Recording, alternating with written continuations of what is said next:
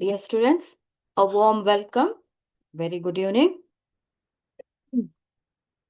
Warm welcome to Sankalpa Learning Solution. Let's start today another chapter, Organism and Populations. So, this carry a weightage or very important chapter for your board exam. Majorly, 6 to 10 marks can be expected from this chapter.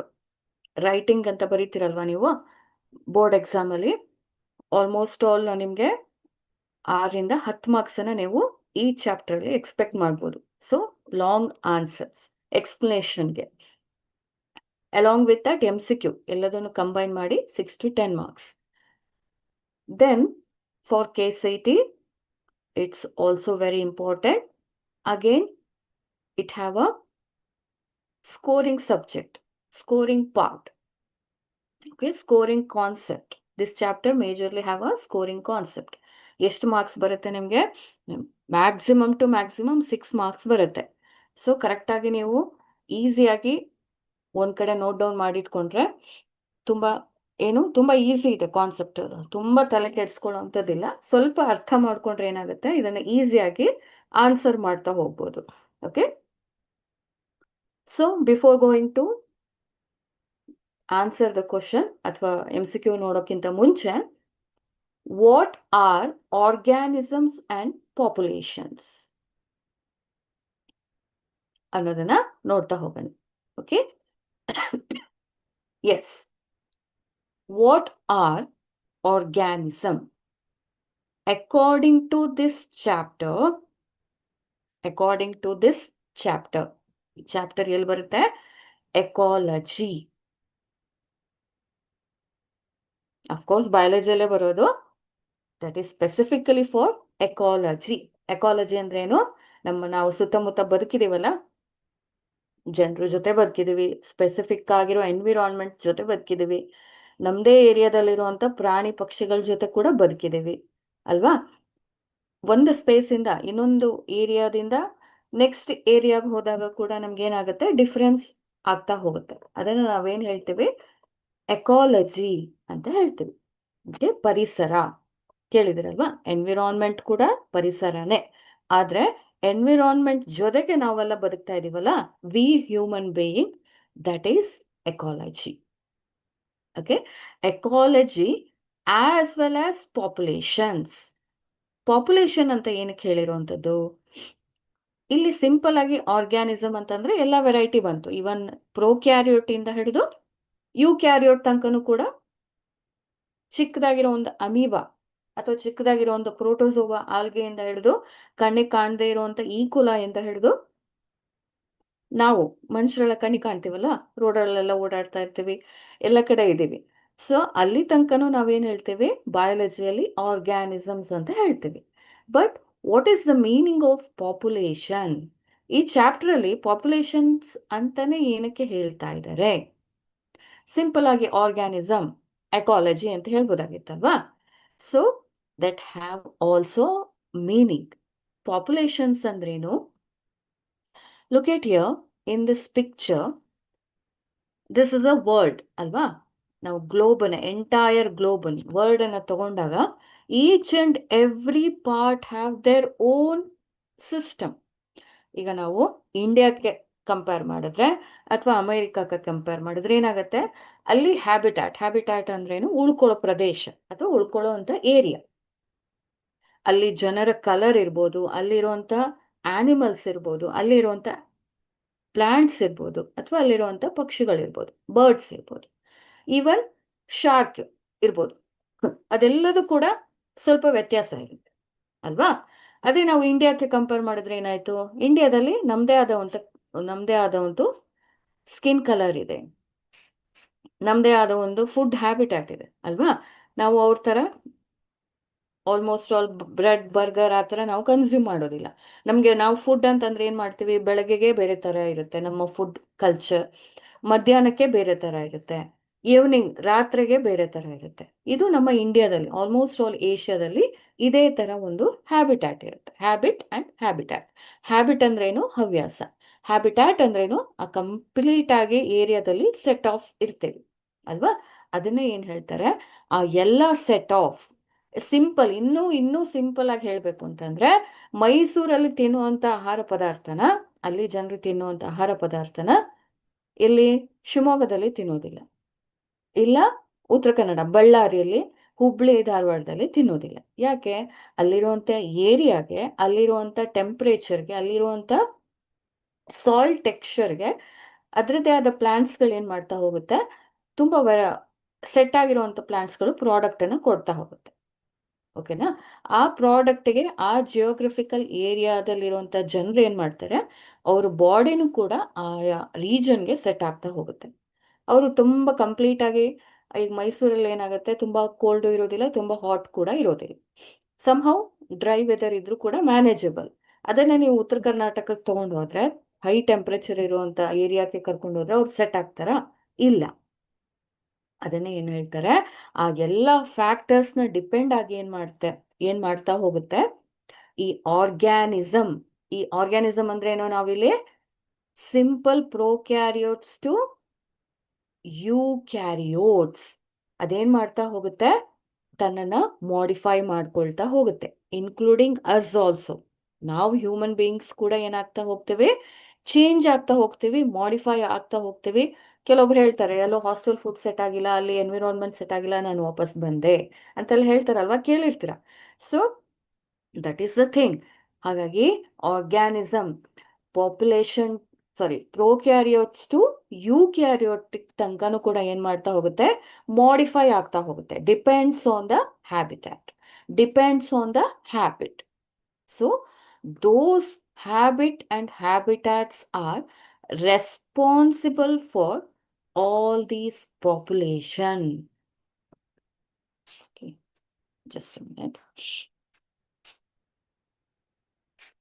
All this population ಅಂದ್ರೇನು? ಒಂದು ಗುಂಪು. ಈಗ simple camel ಅಥವಾ ಒಂಟೆಗಳು, ಇಲ್ಲೇನಾಗುತ್ತೆ, ನಾವು dessert ಅಲ್ಲಿ ಮಾತ್ರ ನೋಡ್ಬೋದು.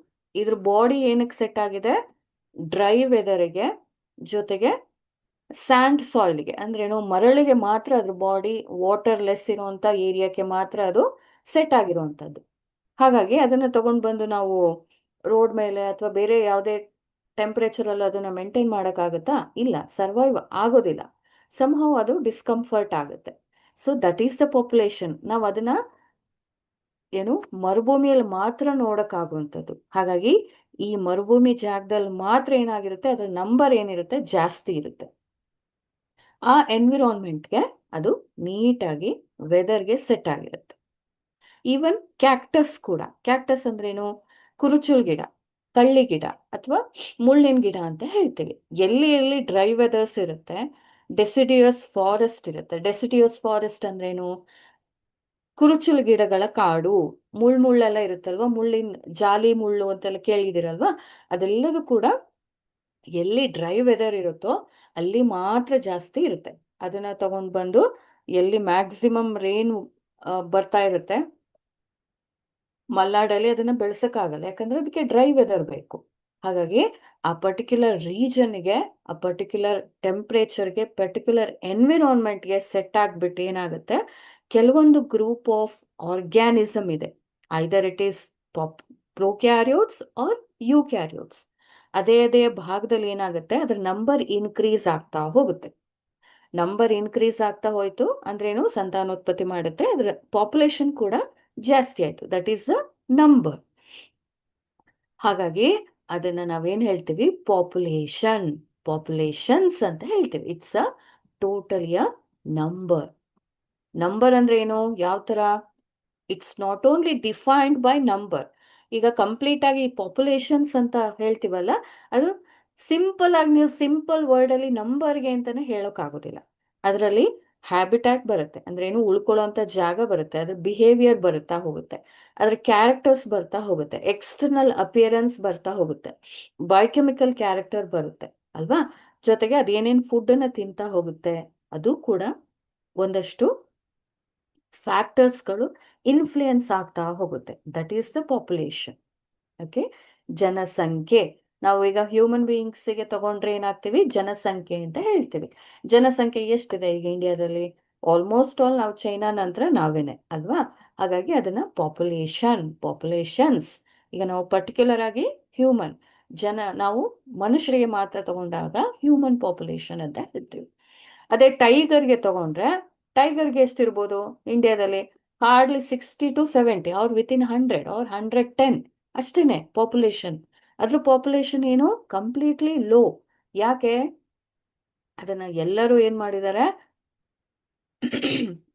ಅದ್ರ ಯೂಸ್ಫುಲ್ನೆಸ್ ಇದೆಯಲ್ವಾ, ಚರ್ಮ ಇರ್ಬೋದು, ದಂತ ಇರ್ಬೋದು, ಹಲ್ಲಿರ್ಬೋದು, ಅಥವಾ ಬೇರೆ ಬೇರೆ ಪಾರ್ಟ್ಸ್ ಎಲ್ಲ ಇದೆ, ಅದಕ್ಕೆಲ್ಲ ತುಂಬಾ ವ್ಯಾಲ್ಯೂ ಇದೆ. ಕ್ರೋರ್ಸ್ ಲೆಕ್ಕದಲ್ಲಿ ವ್ಯಾಲ್ಯೂಸ್ ಇದೆ ಔಟ್ ಆಫ್ ಇಂಡಿಯಾ. ಹಾಗಾಗಿ ಅದನ್ನ ಕಂಪ್ಲೀಟ್ ಆಗಿ ಅದಕ್ಕೋಸ್ಕರ ಪೋಚಿಂಗ್ ಅಂತ ಹೇಳ್ತಾರೆ. ಪೋಚಿಂಗ್ ಅಂದ್ರೆ ಏನು, ಅದನ್ನ ಏನೋ ಒಂದು ಫಾರೆಸ್ಟ್ ಅಲ್ಲಿ ಒಂದು ಟ್ರ್ಯಾಪ್ ಮಾಡಿ ಅದನ್ನ ಸಾಯಿಸ್ಬಿಟ್ಟು ಫೈನಲ್ ಆಗಿ ತಗೊಂಡೋಗುವಂಥದ್ದು.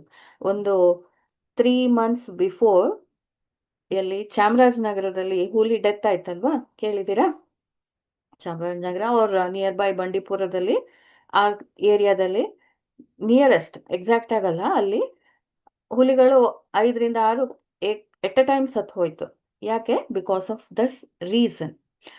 ತುಂಬಾ ಡಿಮಾಂಡ್ ಇರೋದ್ರಿಂದ ಏನ್ ಮಾಡ್ತಾರೆ, ಪಾಪ್ಯುಲೇಷನ್ ಏನು ಅವ್ರಿಗೇನು ಚಿಂತೆ ಇಲ್ಲ, ಅದ್ರ ಬಗ್ಗೆ ಅವ್ರಿಗೆ ಯೋಚನೆ ಕೂಡ ಇರೋದಿಲ್ಲ. ಏನ್ ಯೋಚನೆ ಇರುತ್ತೆ, ಜಸ್ಟ್ ಮನಿ ಮ್ಯಾಟರ್ಸ್ ಆಗಿರುತ್ತೆ, ಅದನ್ನ ಚೆನ್ನಾಗಿ ಕಿಲ್ ಮಾಡ್ತಾರೆ. ಆಗ ಪಾಪ್ಯುಲೇಷನ್ ಏನಾಯ್ತು, ಲೋ ಆಗ್ತಾ ಬಂತು. This is also responsible thing ಅಲ್ವಾ? ನಾಟ್ ಓನ್ಲಿ ನಾವೇನ್ ಮಾಡ್ತೀವಿ, ಪರಿಸರ ಏನ್ ಮಾಡುತ್ತೆ, ಪ್ರಕೃತಿ ಏನ್ ಮಾಡುತ್ತೆ, ಎಲ್ಲಾ ಎನ್ವಿರಾನ್ಮೆಂಟ್ ಅನ್ನು ಕೊಡ್ತಾ ಹೋಗುತ್ತೆ. ಅದ್ರ ಜೊತೆಗೆ ಮನುಷ್ಯರು ಏನ್ ಮಾಡ್ತಾ ಹೋಗ್ತಾರೆ, ಮನುಷ್ಯರನ್ನ ನಾವೇನ್ ಹೇಳ್ಬೋದು, ಪ್ರಿಡೇಟರ್ಸ್ ಅಂತ ಹೇಳ್ಬೋದು. ಅಂದ್ರೇನು, ಮನಿಗೋಸ್ಕರ, ದುಡ್ಡಿಗೋಸ್ಕರ ಟೈಗರ್ ಇರ್ಬೋದು, ಆನೆ ದಂತ ಇರ್ಬೋದು, ಆನೆನ, ಟೈಗರ್ಸ್ನ, ಲಯನ್ಸ್ನ ಅಥವಾ ಜಿಂಕೆಗಳನ್ನ ಕೊಂದ್ಬಿಟ್ಟು ಏನ್ ಮಾಡ್ತಾರೆ, ಫೈನಲ್ ಆಗಿ ಅವರು ದುಡ್ಡು ಮಾಡ್ತಾರೆ. ಹಾಗಾಗಿ ಮನುಷ್ಯರಿಗೆ ಏನಂತ ಹೇಳ್ಬೋದು ನಾವು, ಕಾಡು ಪ್ರಾಣಿಗಳ ಲೆಕ್ಕದಲ್ಲಿ ಇವರು ಪ್ರಿಡೇಟರ್ಸ್. ಅಂದ್ರೇನು, ನಮ್ಮನ್ನ ಕೊಂದು ಇನ್ನೊಬ್ರು ಬದುಕೋದನ್ನ ನಾವೇನ್ ಹೇಳ್ತೇವೆ, ಪ್ರಿಡೇಟರ್ಸ್ ಅಂತ ಹೇಳ್ತೇವೆ. ಓಕೆ, ಈ ಎಷ್ಟೆಲ್ಲ ಫ್ಯಾಕ್ಟರ್ಸ್ ಇದೆ, ಆರ್ಗ್ಯಾನಿಸಮ್ ಅಂಡ್ ಪಾಪ್ಯುಲೇಷನ್. ಒಂದು ಪರಿಸರದಲ್ಲಿ ಒಂದು ಕಂಪ್ಲೀಟ್ ಒಂದು ಭೂಮಂಡಲ ಅಥವಾ ಹೋಲ್ ವರ್ಲ್ಡ್ ಅಲ್ಲಿ ಪರ್ಟಿಕ್ಯುಲರ್ ಭಾಗದಲ್ಲಿ ನಾವು ಏನು ಬದುಕಿರ್ಬೇಕು ಅಂತ ಆದ್ರೆ ಇಷ್ಟೆಲ್ಲ ಫ್ಯಾಕ್ಟರ್ಸ್ ಇದೆ. ಎಷ್ಟು ಫ್ಯಾಕ್ಟರ್ಸ್ ಇದೆ? ಮೇಜರ್ ಆಗಿ ಬಯೋಟಿಕ್ ಅಂತಂದ್ರೇನು, ನೈಸರ್ಗಿಕವಾಗಿ ಸಿಗುವಂತ ಒಂದು ಅವಕಾಶ. ಬಯೋಟಿಕ್ ಅಂದ್ರೇನು, ಟೆಂಪರೇಚರ್ ಇರ್ಬೋದು, ನೀರ್ ಇರ್ಬೋದು, ಗಾಳಿ ಇರ್ಬೋದು, ಬೆಳಕಿರ್ಬೋದು, ಇದೆಲ್ಲದೂ ನಮ್ಗೆ ನೈಸರ್ಗಿಕವಾಗಿ ಸಿಗುವಂಥದ್ದು ಅಲ್ವಾ, ಬಯೋಟಿಕ್ ಫ್ಯಾಕ್ಟರ್ಸ್. ಅದ್ರ ಜೊತೆಗೆ ಅಬಯೋಟಿಕ್ ಫ್ಯಾಕ್ಟರ್ಸು ಇದೆ. ಬಯೋಟಿಕ್ ಅಂತಂದ್ರೇನು, ನೈಸರ್ಗಿಕವಾಗಿ ಸಿಗುವಂತ ಆಹಾರ ಕೂಡ ಹೌದು. ಬಯೋಟಿಕ್ ಜೀವ ಇರುವಂತದ್ದು. ಅಬಯೋಟಿಕ್ ಅಲ್ಲಿ ನಾನು ಹೇಳ್ದಲ್ಲ, ಗಾಳಿ ಬೆಳಕು ಅದನ್ನೆಲ್ಲ ಯೂಸ್ ಮಾಡಿಕೊಂಡು ಫೈನಲ್ ಆಗಿ ನಮ್ಗೆ ಒಂದು ಪ್ರಾಡಕ್ಟ್ ಬರುತ್ತೆ. ಜಸ್ಟ್ ಲೈಕ್ ಫ್ಲವರ್ಸ್ ಇರ್ಬೋದು, ಫ್ಲವರ್ ಇಂದ ಬರುವಂತ ಸೀಡ್ಸ್ ಇರ್ಬೋದು, ಸೀಡ್ಸ್ ಇಂದ ಬರುವಂತ ಫ್ರೂಟ್ಸ್ ಇರ್ಬೋದು. ಓಕೆ, ಇದೆಲ್ಲದೂ ಕೂಡ ಒಂದು ಕಾಂಬಿನೇಷನ್, ಒಂದು ಚೈನ್. ಆ ಚೈನ್ ಅಲ್ಲಿ ನಾವು ಯೂಸ್ ಮಾಡಿಕೊಂಡು ಒಂದು ಪಾಪ್ಯುಲೇಷನ್ ಗ್ರೋ ಆಗ್ತಾ ಹೋಗುತ್ತೆ. ಈಗ ಫುಡ್ ಚೈನ್, ಆಹಾರ ಸರಪಳಿ ಅಂತ ಕೇಳಿದಿರಲ್ವಾ, ಅದೆಲ್ಲದೂ ಕೂಡ ಮ್ಯಾಟರ್ಸ್ ಆಗ್ತಾ ಹೋಗುತ್ತೆ. ಒಂದನ್ನ ತಿನ್ಕೊಂಡು ಇನ್ನೊಂದನ್ನ ತಿನ್ಕೊಂಡು ಮತ್ತೊಬ್ರು. ಹಾಗಾಗಿ ಈ ಪಿರಮಿಡ್ ಅಲ್ಲಿ ಕಂಪ್ಲೀಟ್ ಆಗಿ ಒಂದು ಬ್ಯಾಲೆನ್ಸ್ ಕ್ರಿಯೇಟ್ ಆಗಿರುತ್ತೆ. ಇದನ್ನ ನಾವು ಎನರ್ಜಿ ಪಿರಮಿಡ್ ಅಂತ ಕೂಡ ಹೇಳ್ಬೋದು, ಆಹಾರ ಫುಡ್ ಪಿರಮಿಡ್ ಅಂತ ಕೂಡ ಹೇಳ್ಬೋದು. ಫಸ್ಟ್ ಯಾವ್ದು ಬರುತ್ತೆ? ಸಸ್ಯ ಅಂದ್ರೆ ಪ್ಲಾಂಟ್ಸ್, ದೆನ್ ಆನಿಮಲ್ಸ್, ದೆನ್ ಅದ್ರ ಜೊತೆಗೆ ಅದಕ್ಕೆ ಡಿಪೆಂಡೆಂಟ್ ಆಗಿರುವಂಥದ್ದು. ಈಗ ಜಿಂಕೆನ ತಗೊಂಡು ಜಿಂಕೆನ ಕನ್ಸ್ಯೂಮ್ ಮಾಡಿ ಏನ್ ಮಾಡುತ್ತೆ, ಟೈಗರ್ ಅಥವಾ ಲಯನ್ಸ್ ಆರ್ ಚೀತಾ, ಇದೆಲ್ಲದೂ ಕೂಡ ಡಿಪೆಂಡ್ ಆಗಿರುತ್ತೆ. ಅದ್ರ ಜೊತೆಗೆ ಇನ್ನು ಹೇಳೋದಾದ್ರೆ ಸರೀಸೃಪ ಅಂದ್ರೆ ಏನು, ಹಾವು, ಕಪ್ಪೆ, ಲಿಸರ್ಡ್ಸ್ ಅಲ್ವಾ, ಜಿರ್ಲೆಗಳು, ಈ ತರದೆಲ್ಲದೂ ಡಿಪೆಂಡೆಂಟ್. ಪ್ರತಿಯೊಂದು ಕೂಡ ಸರಪಳಿ, ಪ್ರತಿಯೊಂದು ಕೂಡ ಚೈನ್. ನಾವೇನಾದ್ರೂ ಹ್ಯೂಮನ್ ಬೀಯಿಂಗ್ಸ್ ಇದನ್ನ ಡಿಸ್ಟರ್ಬ್ ಮಾಡಿದ್ವಿ ಅಂತ ಆದ್ರೆ, ಮಾಡಿದೀವಿ already, we are also doing the same mistake till ನಾವು. ಇಲ್ಲಿ ತನಕ ಕೂಡ ನಾವು ಅದೇ ಮಿಸ್ಟೇಕ್ಸ್ ನ ಮಾಡ್ತಾ ಬಂದಿದೀವಿ. ನಾವು ನೀವು ಅಂತ ಅಲ್ಲದೆ ಇದ್ರೂ ಕೂಡ ಇಂಡೈರೆಕ್ಟ್ ಆಗಿ ನಾವು ಅದಕ್ಕೆ ಇನ್ವಾಲ್ವ್ ಆಗಿದ್ದೀವಿ. ಸೊ ಅಲ್ಲೇನಾಗುತ್ತೆ ನಮ್ಗೆ totally we came to end in a ಡಿಸಾಸ್ಟರ್ಗೆ ಬಂದು ನಿಂತ್ಕೊಂಡಿರುವಂಥದ್ದು. ಯಾಕೆ 365 days ಏನಿದೆ ಮಳೆ ಬರ್ತಾ ಇದೆ ರೈಟ್ ನಾವು. ಎಲ್ಲ ರೀಸನ್ನ ತಗೊಳ್ಳಿ, ಎಲ್ಲ ಕರ್ನಾಟಕ ತಗೊಳ್ಳಿ, ಪ್ರತಿಯೊಂದು ನೀವು ಜಿಲ್ಲೆ, ಎಂಟೈರ್ ಏಷ್ಯಾ ತಗೊಳ್ಳಿ, ಅಥವಾ ಎಂಟೈರ್ ಜಿಯೋಗ್ರಫಿಕಲ್ ಏರಿಯಾ ತಗೊಳ್ಳಿ. ಚೈನಾದಲ್ಲಿ ಮೊನ್ನೆ ಕೂಡ ಏನಾಯ್ತು, ಜಪಾನಲ್ಲಿ ಆ ಏನು ವೋಲ್ಕ್ಯಾನೋ ಅದು ಆಲ್ಮೋಸ್ಟ್ ಆಲ್ ಬರ್ಸ್ಟ್ ಆಗ್ತಾ ಇರುತ್ತೆ ವರ್ಷದಲ್ಲಿ ಎನಿ ಟೈಮ್. ಸೊ ಅದಾಗ್ತಾ ಇದೆ. ಜೊತೆಗೆ ಗ್ಲೋಬಲ್ ವಾರ್ಮಿಂಗ್, ಈ ಟೆಂಪ್ರೇಚರ್, ಈ ವೇರಿಯೇಷನ್, ಫಾರೆಸ್ಟ್ ಮಾಡಿರುವಂಥದ್ದೆಲ್ಲ ಡಿಫಾರೆಸ್ಟೇಷನ್ ಮಾಡಿ ಏನಾಯ್ತು, ಒಂದು ಬ್ಯಾಲೆನ್ಸ್ ಅನ್ನು ನಾವು ಇಂಬ್ಯಾಲೆನ್ಸ್ ಮಾಡ್ತಾ ಇದೀವಿ. ಯಾಕಂದ್ರೆ ನೇಚರೇ ಬ್ಯಾಲೆನ್ಸ್ಡ್ ಆಗಿ ಹೋಗ್ತಾ ಇರುತ್ತೆ. ನಾವು ತುಂಬಾ ಬುದ್ಧಿವಂತರಲ್ವಾ. ಸೊ ಇದನ್ನೆಲ್ಲ ಪ್ರತಿಯೊಂದನ್ನು ಇಂಬ್ಯಾಲೆನ್ಸ್ ಮಾಡ್ತಾ ಹೋಗಿ finally we already disturb this pyramid. ನಾವು ಕಂಪ್ಲೀಟ್ ಪಿರಾಮಿಡ್ ಅನ್ನ ಡಿಸ್ಟರ್ಬ್ ಮಾಡಿದೀವಿ. ಹಾಗಾಗಿ ಏನಾಗುತ್ತೆ, ಕಾಡಲ್ಲಿರೋ ಪ್ರಾಣಿ ಎಲ್ಲ ನಾಡಿಗೆ ಬರ್ತಾ ಇದೆ. ಚಿರತೆ ಬಂತು, ಹುಲಿ ಬಂತು, ಸ್ಕೂಲ್ ಹತ್ರ ಚಿರತೆ ಬಂದಿದೆ, ಫಾರೆಸ್ಟ್ ಆಫೀಸರ್ಸ್ ಅದನ್ನ ಹಿಡಿಯೋದಕ್ಕೆ ಹರಸಾಹಸ ಪಟ್ರು ಅಂತ ನ್ಯೂಸ್ ಪೇಪರ್ ಅಲ್ಲಿ ಓದೋದು. ಯಾಕೆ, ಅವ್ರಿಗೆ ಅಲ್ಲಿ ಉಳ್ಕೊಳ್ಳೋದಕ್ಕೆ ಜಾಗ ಇಲ್ಲ. ಜಾಗ ಇಲ್ಲ ಅಂದ್ರೆ ಏನೋ ಡಿಫಾರೆಸ್ಟ್ರೇಷನ್ ಮಾಡಿದೀವಿ, ಅಲ್ಲಿ ಅಗ್ರಿಕಲ್ಚರ್ ಲ್ಯಾಂಡ್ ಅನ್ನ ಕ್ರಿಯೇಟ್ ಮಾಡಿದೀವಿ.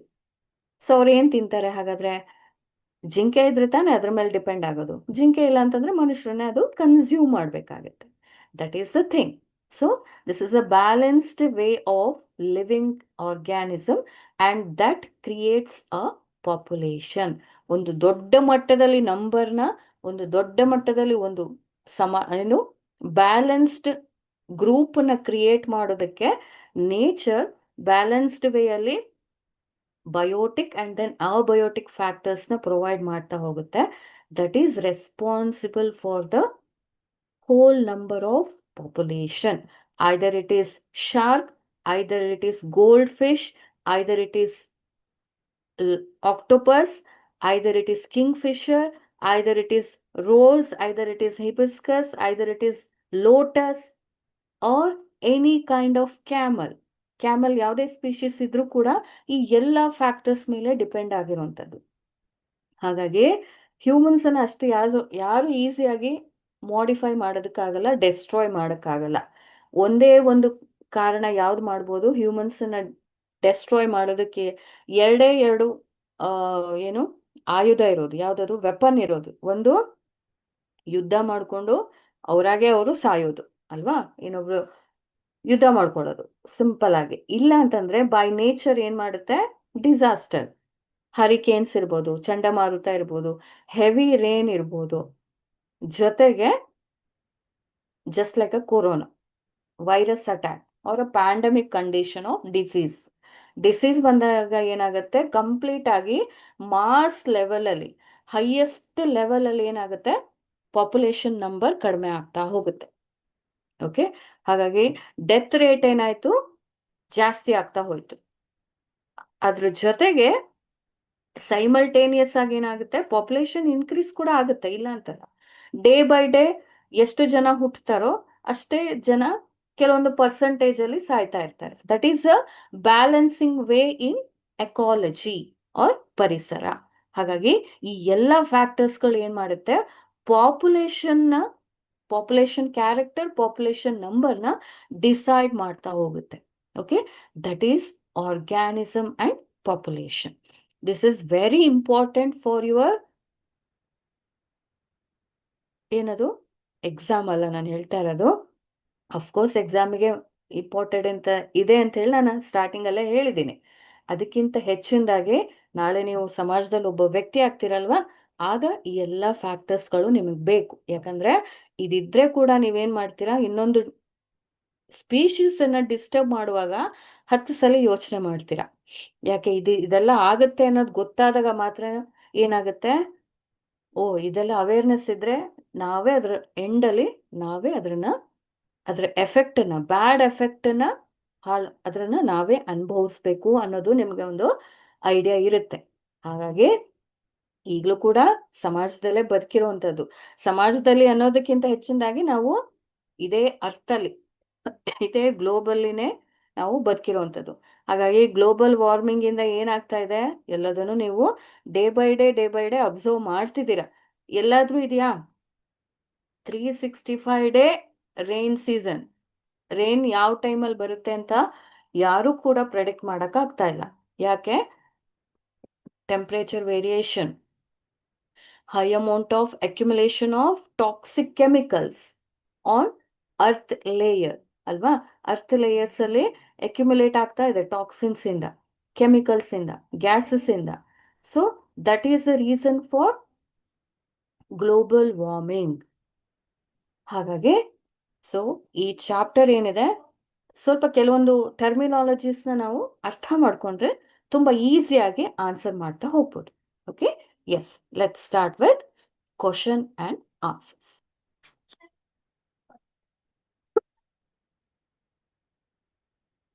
What causes territoriality? Territoriality. Competition, parasitism, predation and cooperation. Territoriality ಅಂದ್ರೇನು ಹೇಳ್ತೀರಾ?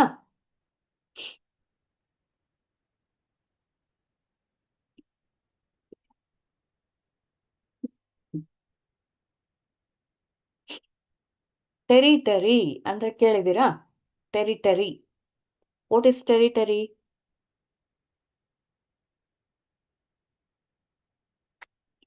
ಟೆರಿಟರಿ ಅಂದ್ರೇನು? ನಿಮ್ಮನೆ ಪಕ್ಕದಲ್ಲಿ ಒಂದು ಕಾಂಪೌಂಡ್ ಹಾಕೊಂಡಿರ್ತೀರಲ್ವಾ ಎದುರುಗಡೆಗೆ, ಒಬ್ರು ಮನೆ ಕಾಂಪೌಂಡ್, ಇನ್ನೊಬ್ರು ಮನೆ ಕಾಂಪೌಂಡ್. ಇಲ್ಲಿ A house owner, B house owner. So ಮಧ್ಯದಲ್ಲಿ ಎ ಹೌಸ್ ಓನರ್ಗೆ ಬಿ ಹೌಸ್ ಓನರ್ಗೆ ಅಕ್ಕಪಕ್ಕದ ಟೆನೆಂಟ್ ಆದ್ರೂ ಕೂಡ ಇಲ್ಲೇನಾಗಿರುತ್ತೆ, ಒಂದು ಬೌಂಡ್ರಿ ಇರುತ್ತೆ. So that is a territory. ಇವ್ರು ಬಂದು ಈ ಬಿ ಓನರ್ ಬಂದು ಎ ಜಾಗದಲ್ಲಿ ಏನಾದ್ರೂ activities, either what ever the thing, activities ನ ಸ್ಟಾರ್ಟ್ ಮಾಡಿದ್ರೆ ಎ ಓನರ್ ಸುಮ್ನೆ ಇರ್ತಾರಾ? ಇಲ್ಲ. ಅಲ್ಲಿಗೇನಾಗತ್ತೆ? ಕಾಂಪಿಟೇಷನ್. ಕಾಂಪಿಟೇಷನ್ ಅಂದ್ರೇನು? ಯಾವ್ದ್ರಲ್ಲಾದ್ರೂ ಕಾಂಪಿಟೇಷನ್ ಸ್ಟಾರ್ಟ್ ಆಗ್ಬೋದು. ಮಾತಲ್ಲಾದ್ರೂ ಕಾಂಪಿಟೇಷನ್ ಸ್ಟಾರ್ಟ್ ಆಗುತ್ತೆ, ಅವ್ರ ಆಕ್ಟಿವಿಟೀಸ್ ಅಲ್ಲೂ ಕೂಡ ಕಾಂಪಿಟೇಷನ್ ಸ್ಟಾರ್ಟ್ ಆಗುತ್ತೆ, ಜಗಳಗಳು ಸ್ಟಾರ್ಟ್ ಆಗ್ತಾ ಹೋಗುತ್ತಲ್ವಾ? That is a territoriality. Territory, ಇದು ನನ್ನ ಜಾಗ, ನೀನ್ ಬರ್ಬೇಡ. ಅಲ್ಲೇನಾಗುತ್ತೆ? That is a creation of boundaries. Okay, so in this condition options are competition, parasitism, predation and then cooperation. So ಇದು ಟೆರಿಟೋರಿಯಾಲಿಟಿನ ಮೀನಿಂಗ್ ನಾನು ಹೇಳ್ತಾ ಇರೋದು. ಆಪ್ಷನ್ಸ್ ಬಂದು ಕೋಆಪರೇಷನ್. ಕೋಆಪರೇಷನ್ ಅಂದ್ರೇನು?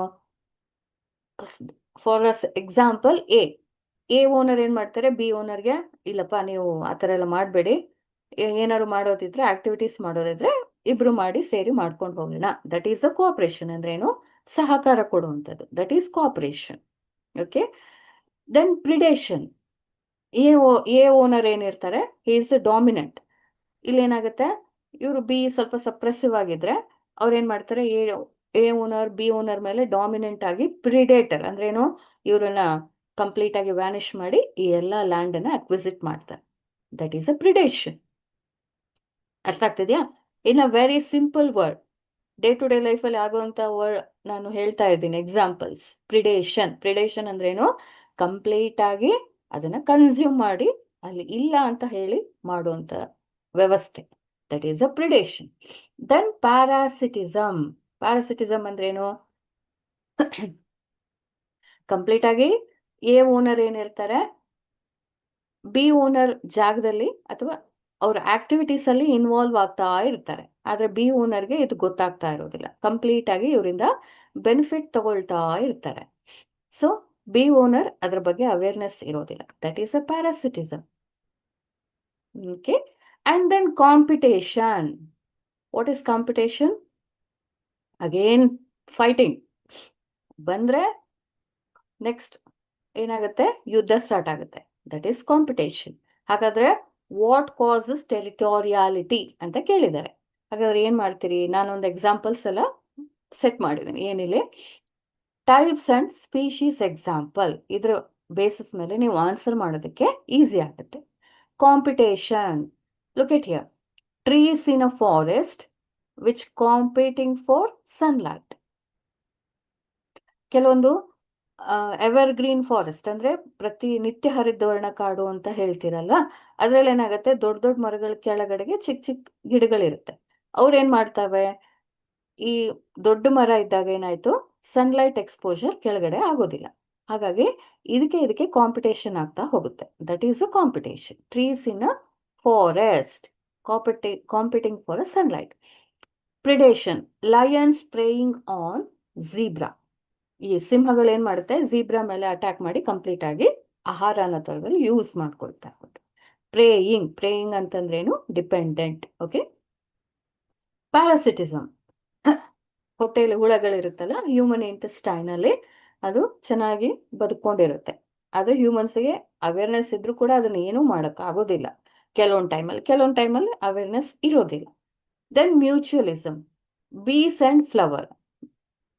ಯಾವುದು, ಹನಿ ಬಿ ಮತ್ತೆ ಫ್ಲವರ್ಗಳು, ಇವೆರಡೂ ಕೂಡ ಏನಾಯ್ತು, ಒಂದಕ್ಕೊಂದು ಡಿಪೆಂಡೆಂಟ್ ಆಗಿರುವಂತದ್ದು. ಯಾಕಂದ್ರೆ ಫ್ಲವರ್ಸ್ಗೆ ಪಾಲಿನೇಷನ್ ಆಗ್ಬೇಕಲ್ವಾ, ಬೀಸ್ ಬಂದು ಕುತ್ಕೊಂಡ್ರೆ ಮಾತ್ರ ಬೇಗ ಪಾಲಿನೇಟ್ ಆಗುತ್ತೆ. ಈವನ್ ಫ್ಲವರ್ ಇದ್ರೂ ಕೂಡ ಫ್ಲವರ್ ಇದ್ರೆ ಮಾತ್ರ ಬೀಸ್ಗಳು ಹನಿನ ಜನರೇಟ್ ಮಾಡೋಕೆ ಸಾಧ್ಯ. ಹಾಗಾಗಿ ದಟ್ ಈಸ್ ಮ್ಯೂಚುವಲಿಸಮ್. ಹಾಗಾಗಿ ಯಾವ ಆನ್ಸರ್ನ ಚೂಸ್ ಮಾಡ್ತೀರಿ? ಟೆರಿಟೋರಿಯಾಲಿಟಿಗೆ ನನ್ ಜಾಗಕ್ಕೆ ಬರಬೇಡ ಅಂತ ಹೇಳಿ ಒಂದು ಬೌಂಡ್ರಿ ಸೆಟ್ ಮಾಡ್ತೀವಲ್ಲ, ಅದೇನ್ ಕಾಸ್ ಮಾಡುತ್ತೆ? ಕೋಆಪರೇಷನ್ ಕಾಸ್ ಮಾಡುತ್ತಾ? ಕೋಆಪರೇಷನ್ ಎಫೆಕ್ಟ್ ಅನ್ನು ಕೊಡುತ್ತಾ? ಪ್ರಿಡೇಷನ್ ಎಫೆಕ್ಟ್ ಅನ್ನು ಕೊಡುತ್ತಾ? ಪ್ಯಾರಾಸಿಟಿಸಮ್ ಎಫೆಕ್ಟ್ ಕೊಡುತ್ತಾ? ಕಾಂಪಿಟೇಷನ್ ಎಫೆಕ್ಟ್ ಕೊಡುತ್ತಾ ಅಂತ ಕೇಳಿದ್ದಾರೆ. ನೀವೇನ್ ಚೂಸ್ ಮಾಡ್ತೀರಿ? S, anyone? ರಾಂಗ್ ಆದ್ರೂ ಪರವಾಗಿಲ್ಲ, ಅಟ್ಲೀಸ್ಟ್ ಟ್ರೈ.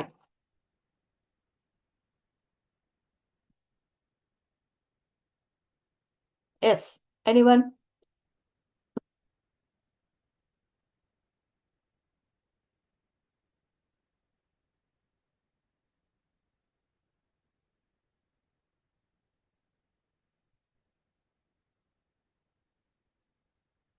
ಯಾರು ಟ್ರೈ ಮಾಡಲ್ವಾ?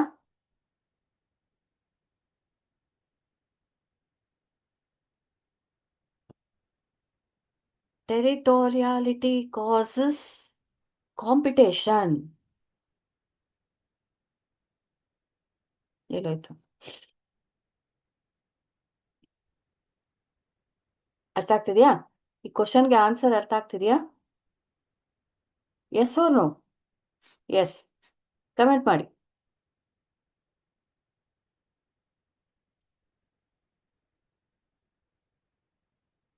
ಯಾಕಂದ್ರೆ ತುಂಬಾ ಇಂಪಾರ್ಟೆಂಟ್ ಈ ಚಾಪ್ಟರ್. ನೀವು ಯಾವುದೇ ಕಾಂಪಿಟೇಟಿವ್ ಎಕ್ಸಾಮ್ಗೆ ಹೋದ್ರೂ ಇದೇ ಕ್ವಶನ್ಸೇ ಬರುತ್ತೆ.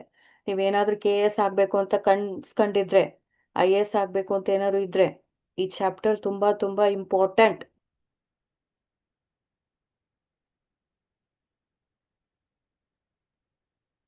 ಎಸ್, ಅರ್ಥ ಆಯ್ತಾ?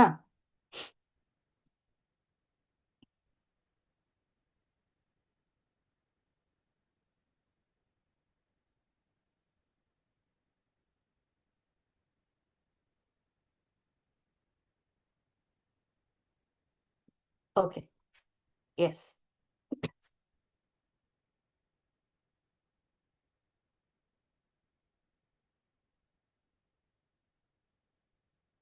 What do obligate parasites live on? Parasites ಅಂದ್ರೇನು? ಇಟ್ ಟೋಟಲಿ ಡಿಪೆಂಡ್ ಆನ್, ಅಥವಾ ಏನು, ಇನ್ನೊಬ್ರನ್ನ ಸಕ್ ಮಾಡಿ ಯೂಸ್ ಮಾಡಿಕೊಂಡು ಜೀವನ ಮಾಡುವಂತ ಒಂದಷ್ಟು ಹ್ಯಾಬಿಟ್ಯಾಟ್ಸ್ ಅಥವಾ ಲಿವಿಂಗ್ ಥಿಂಗ್ಸ್ಗಳು. ಸೊ ಇಲ್ಲಿ ಇನ್ನೂ ಒಂದು ವರ್ಡ್ ಅನ್ನ ಎಕ್ಸ್ಟ್ರಾ ಹೇಳಿದ್ದಾರೆ, that is obligate. Not at all simple parasite. What do obligate parasite live on ಅಂದ್ರೇನು? ಆಬ್ಲಿಗೇಟ್ ಪ್ಯಾರಾಸೈಟ್ ಎಲ್ಲಿ ಹೋಗಿ ಬದುಕುತ್ತೆ ಅಂತ ಕೇಳಿದ್ದಾರೆ. ಸಿಂಪಲ್ ಪ್ಯಾರಾಸೈಟ್ಗೆ ಮತ್ತೆ ಆಬ್ಲಿಗೇಟ್ ಪ್ಯಾರಾಸೈಟ್ಗೆ ಡಿಫ್ರೆನ್ಸ್ ನೋಡೋಣ. ಓಕೆ,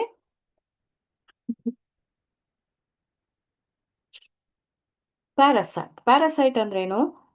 ಇದೇನು ಇನ್ನೊಬ್ರ ಮೇಲೆ ಡಿಪೆಂಡ್ ಆಗಿ ಬದುಕುವಂತ ಎಲ್ಲ organisms.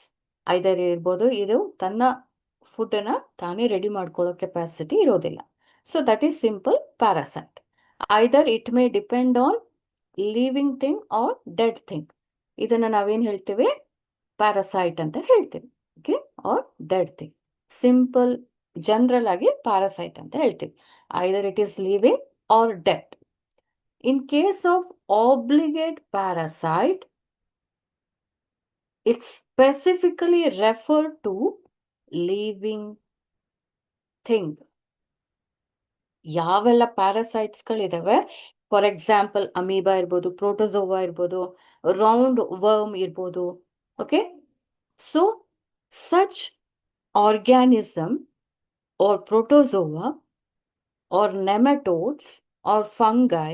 Okay, so all these are that only present in living matter, otherwise they are only live on or depend on living matter. Such kind of parasites are referred as obligate parasite. ಅರ್ಥ ಆಯ್ತಾ? ಯಾವೆಲ್ಲ parasites ಏನಿದೆ ಅದು ಯಾವುದಕ್ಕೆ ಜೀವ ಇದೆ ಅಂಥದ್ರ ಮೇಲೆ ಮಾತ್ರ ಬದುಕುವಂತ, ಬದುಕಿ ಮತ್ತೆ ಏನ್ ಮಾಡ್ಬೇಕು, ಅದು ಅದ್ರ ಲೈಫ್ ಸೈಕಲ್ ಅನ್ನ ಕಂಪ್ಲೀಟ್ ಮಾಡ್ಬೇಕು. Just like a malaria, plasmodium vivax, ಅದೆಲ್ಲದೂ ಕೂಡ ಆಬ್ಲಿಗೇಟ್ ಪ್ಯಾರಾಸೈಟ್ ಅಂತ ಹೇಳಿ ಕನ್ಸಿಡರ್ ಆಗುತ್ತೆ. ಓಕೆ, ಹಾಗಾಗಿ ಲಿವಿಂಗ್ ಯಾವ ಪ್ಯಾರಾಸೈಟ್ ಲಿವಿಂಗ್ ಆಬ್ಜೆಕ್ಟ್ ಮೇಲೆ, ಲಿವಿಂಗ್ ಥಿಂಗ್ ಮೇಲೆ ಕಂಪ್ಲೀಟ್ ಲೈಫ್ ಅನ್ನು ಡಿಪೆಂಡ್ ಆಗಿರುತ್ತೆ, that is the obligate parasite. Yes, host is living host only. Option, living host and dead organic matter. Third option, dead organic matter only. Option D, artificial liquid medium. So which one is right here? A. Yes, excellent, very good. Living host only. Yes.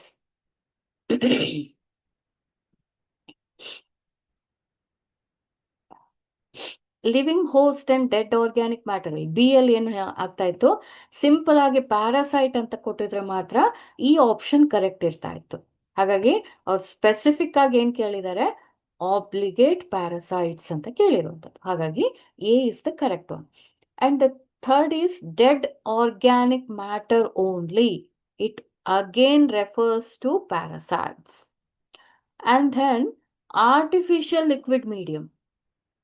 This artificial ಅಂದ್ರೇನು, ನಾವು extra ಅದಕ್ಕೆ liquid ಮೀಡಿಯಂನ provide ಮಾಡಿ nutrients ಅನ್ನ ಎಲ್ಲದನ್ನೂ provide ಮಾಡ್ತೀವಿ, but still it won't provide living thing. ಅಂದ್ರೇನು, temperature ಇರಬೇಕು, ಪ್ರತಿಯೊಂದು ಕೂಡ ಲಿವಿಂಗ್ ಸಿಸ್ಟಮ್ನ ಅದು ಪ್ರೊವೈಡ್ ಮಾಡೋದಕ್ಕೆ ಆಗೋದಿಲ್ಲ. ಹಾಗಾಗಿ ಈ 3 option which does not make sense for obligate parasite.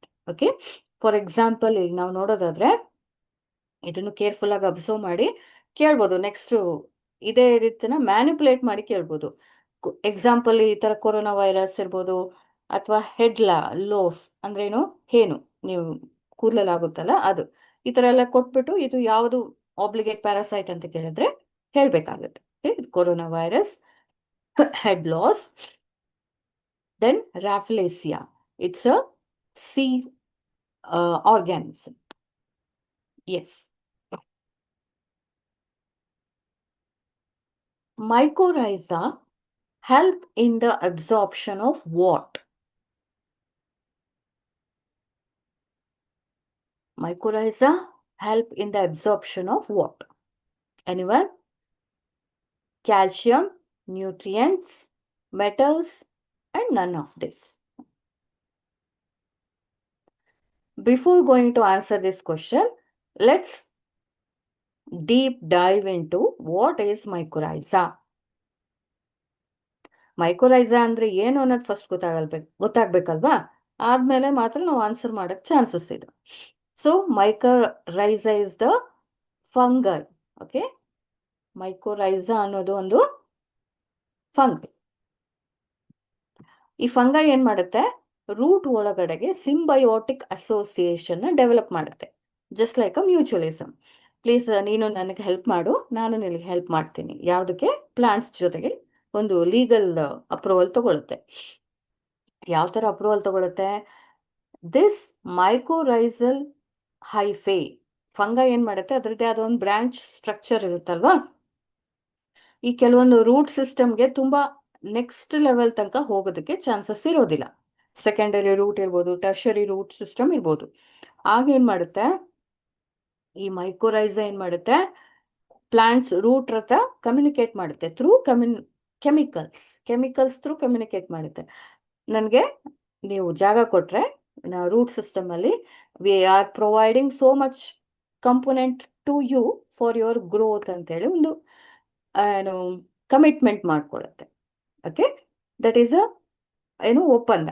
So ಆಗೇನಾಯ್ತು, ಈ ಹೋಸ್ಟ್ ಏನ್ ಮಾಡುತ್ತೆ, ಬನ್ನಿ ಸರಿ ಓಕೆ ಪರವಾಗಿಲ್ಲ, ನನ್ನ ಹೆಲ್ಪ್ ಆಗುತ್ತಲ್ವಾ, ಸೊ ಪರವಾಗಿಲ್ಲ ನೀವು ಬಂದು ಇಲ್ಲಿ ಅಸೋಸಿಯೇಟ್ ಆಗಿ, ಅಂದ್ರೇನು ಇಲ್ಲಿ ಬಂದು ವಾಸ ಮಾಡಿ, ಲೀವ್ ಮಾಡಿ ಅಂತೇಳಿ ಜಾಗ ಕೊಡುತ್ತೆ. So after that this mycorrhiza usually produces hyphae. Okay, this are the hyphae. Okay, ಇದೆಲ್ಲ ಹೈಫೆ ಇದೆ. ದೆನ್ ಆರ್ಬಸ್ಕ್ಯುಲಾರ್ ಅನ್ನೋ ಒಂದು ಸ್ಟ್ರಾಂಗ್ ನೆಟ್ ನ ಪ್ರೊವೈಡ್ ಮಾಡುತ್ತೆ. ಯಾವುದಕ್ಕೆ? ರೂಟ್ ಸಿಸ್ಟಮ್ಗೆ. ಅಲ್ಲೇನಾಗುತ್ತೆ, ರೂಟ್ ತುಂಬಾ ಸ್ಟ್ರಾಂಗ್ ಆಗಿ ಗ್ರೋ ಆಗ್ತಾ ಹೋಗುತ್ತೆ. So such root provides the longest tree. ಈಗ ಹೇಳ್ತಾರಲ್ವಾ, ಮನೆ ಫೌಂಡೇಶನ್ ಚೆನ್ನಾಗಿದ್ರೆ ಮಾತ್ರ ಏನಾಗುತ್ತೆ, ಒಂದು 70-80 ವರ್ಷ ಮನೆ ಚೆನ್ನಾಗಿ ಬರುತ್ತೆ, ಇಲ್ಲ 100 ವರ್ಷದ ಮೇಲೆ ದಾಟುತ್ತೆ ಅಂತ ಹೇಳ್ತೀವಿ.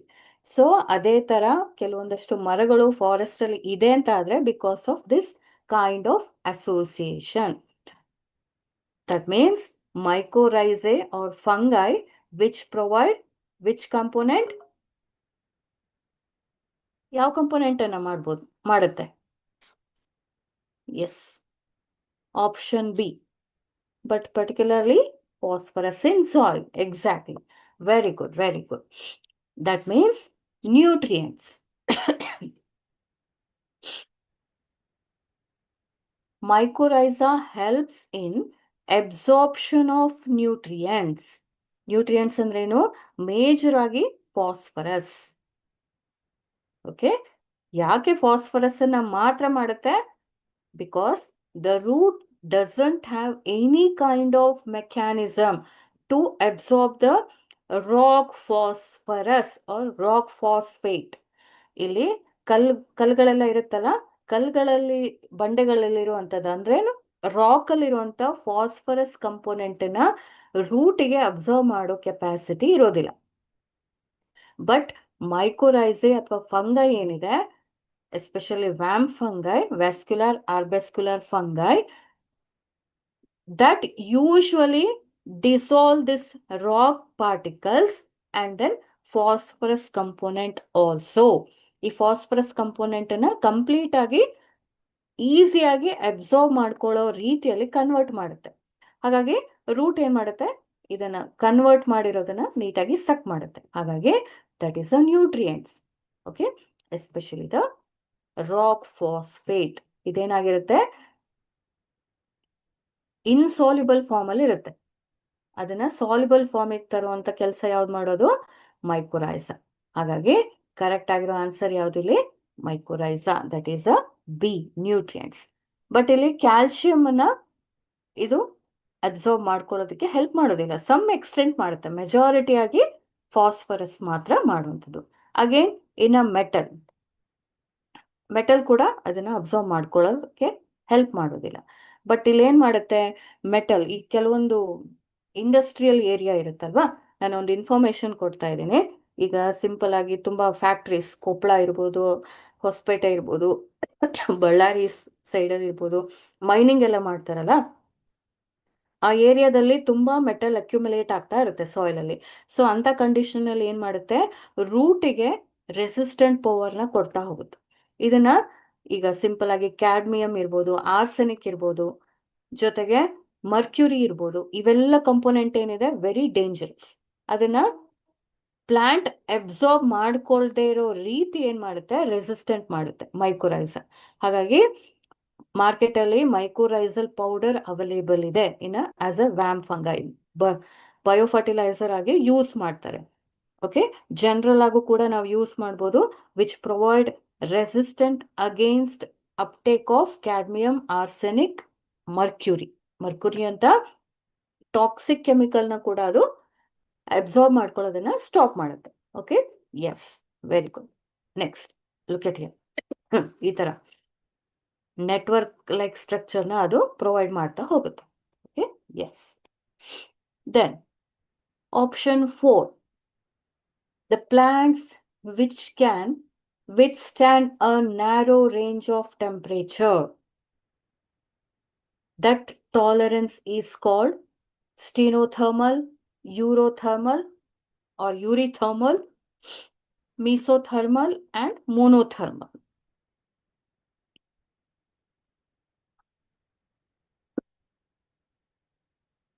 The plants which can withstand a narrow range of temperature. Withstand ಅಂದ್ರೆ ಏನು, ಟಾಲರೇಟ್ ಮಾಡ್ಕೊಳ್ಳುವಂಥದ್ದು. ನ್ಯಾರೋ ರೇಂಜ್ ಏನು, ಇದಕ್ಕೆ ನಿಮ್ದೊಂದು ಸಿಂಪಲ್ ಎಕ್ಸಾಂಪಲ್ ಹೇಳೋದಾದ್ರೆ 10 ಡಿಗ್ರಿ ಸೆಲ್ಸಿಯಸ್ ಇಂದ 25 ಡಿಗ್ರಿ ಸೆಲ್ಸಿಯಸ್, ಇದಿಷ್ಟೇ ರೇಂಜ್. 11 ಆದ್ರೂ ಓಕೆ, 12 ಆದ್ರೂ ಓಕೆ, ಅಪ್ ಟು 25 ತನಕ ಯಾವುದೇ ಟೆಂಪರೇಚರ್ ಅಲ್ಲಿ ತಗೊಂಡೋಗಿ ನಿಮ್ಮನ್ನ ಬಿಟ್ರು ನೀವೇನ್ ಮಾಡ್ತೀರಾ, ಸರ್ವೈವ್ ಆಗ್ತೀರಾ. That is a narrow range. ಈಗ 10ಕ್ಕಿಂತ ಕೆಳಗಡೆ, ಈಗ -1 ಅಂತ ಆದ್ರೂ ಆಗ್ಬೋದು, ಅಥವಾ 4 ಡಿಗ್ರಿ ಸೆಲ್ಸಿಯಸ್ ನಿಮ್ಮನ್ನು ತಗೊಂಡೋಗಿ ಫ್ರಿಜ್ ಅಲ್ಲಿ ಇಟ್ರೆ ನೀವು ಬದುಕಕ್ಕಾಗತ್ತಾ? ಅದೇ, ಅಥವಾ ಈವನ್ 40 ಡಿಗ್ರಿ ಸೆಲ್ಸಿಯಸ್ ಇದಕ್ಕಿಂತ ನೆಕ್ಸ್ಟ್ಗಿಂತ ಜಾಸ್ತಿ ಆದ್ರೂ ನಿಮ್ಮ ಹತ್ರ ಆಗುತ್ತಾ? ಇಲ್ಲ ಅಲ್ವಾ? That is a set of temperature, narrow range ಅಂತ ಹೇಳ್ತೀವಿ. ಹಾಗಾಗಿ ಕೆಲವೊಂದು ಸ್ಪೀಶೀಸ್ ಅಲ್ಲಿ ಇಲ್ಲಿ ಸೆಟ್ ಆಫ್ ಡಿಫಾಲ್ಟ್ ಫೀಚರ್ ಇದೆ. ಅದನ್ನ ಯಾವ ವರ್ಡ್ಸ್ ಅಲ್ಲಿ, ಯಾವ ಟರ್ಮಿನಾಲಜಿಯಲ್ಲಿ ಹೇಳ್ತಾರೆ ಅಂತ ಕೇಳಿರೋದು. So these are all terminologies. Okay, ಇಲ್ಲಿ ನೋಡಿ, ಇದೆಲ್ಲ ಟರ್ಮಿನಾಲಜೀಸ್ ಕೊಟ್ಟಿದ್ದಾರೆ, ಇಲ್ಲಿ ಇದ್ರ ಎಕ್ಸ್ಪ್ಲನೇಷನ್ ಕೊಟ್ಟಿದ್ದಾರೆ. ಹಾಗಾಗಿ ಯಾವ ಆನ್ಸರ್ನ ಚೂಸ್ ಮಾಡ್ತೀರಿ? Stenothermal, eurythermal, mesothermal and monothermal. All these are dependent on temperature. Temperature variation ಮೇಲೆ ಡಿಪೆಂಡ್ ಆಗಿರುವಂಥದ್ದು. ಹೇಳ್ತೀರಾ?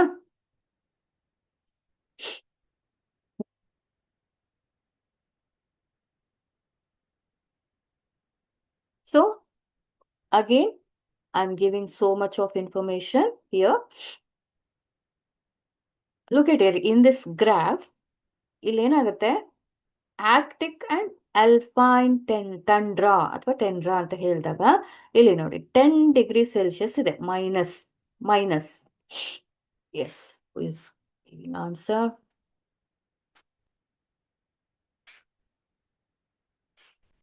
ಎಸ್.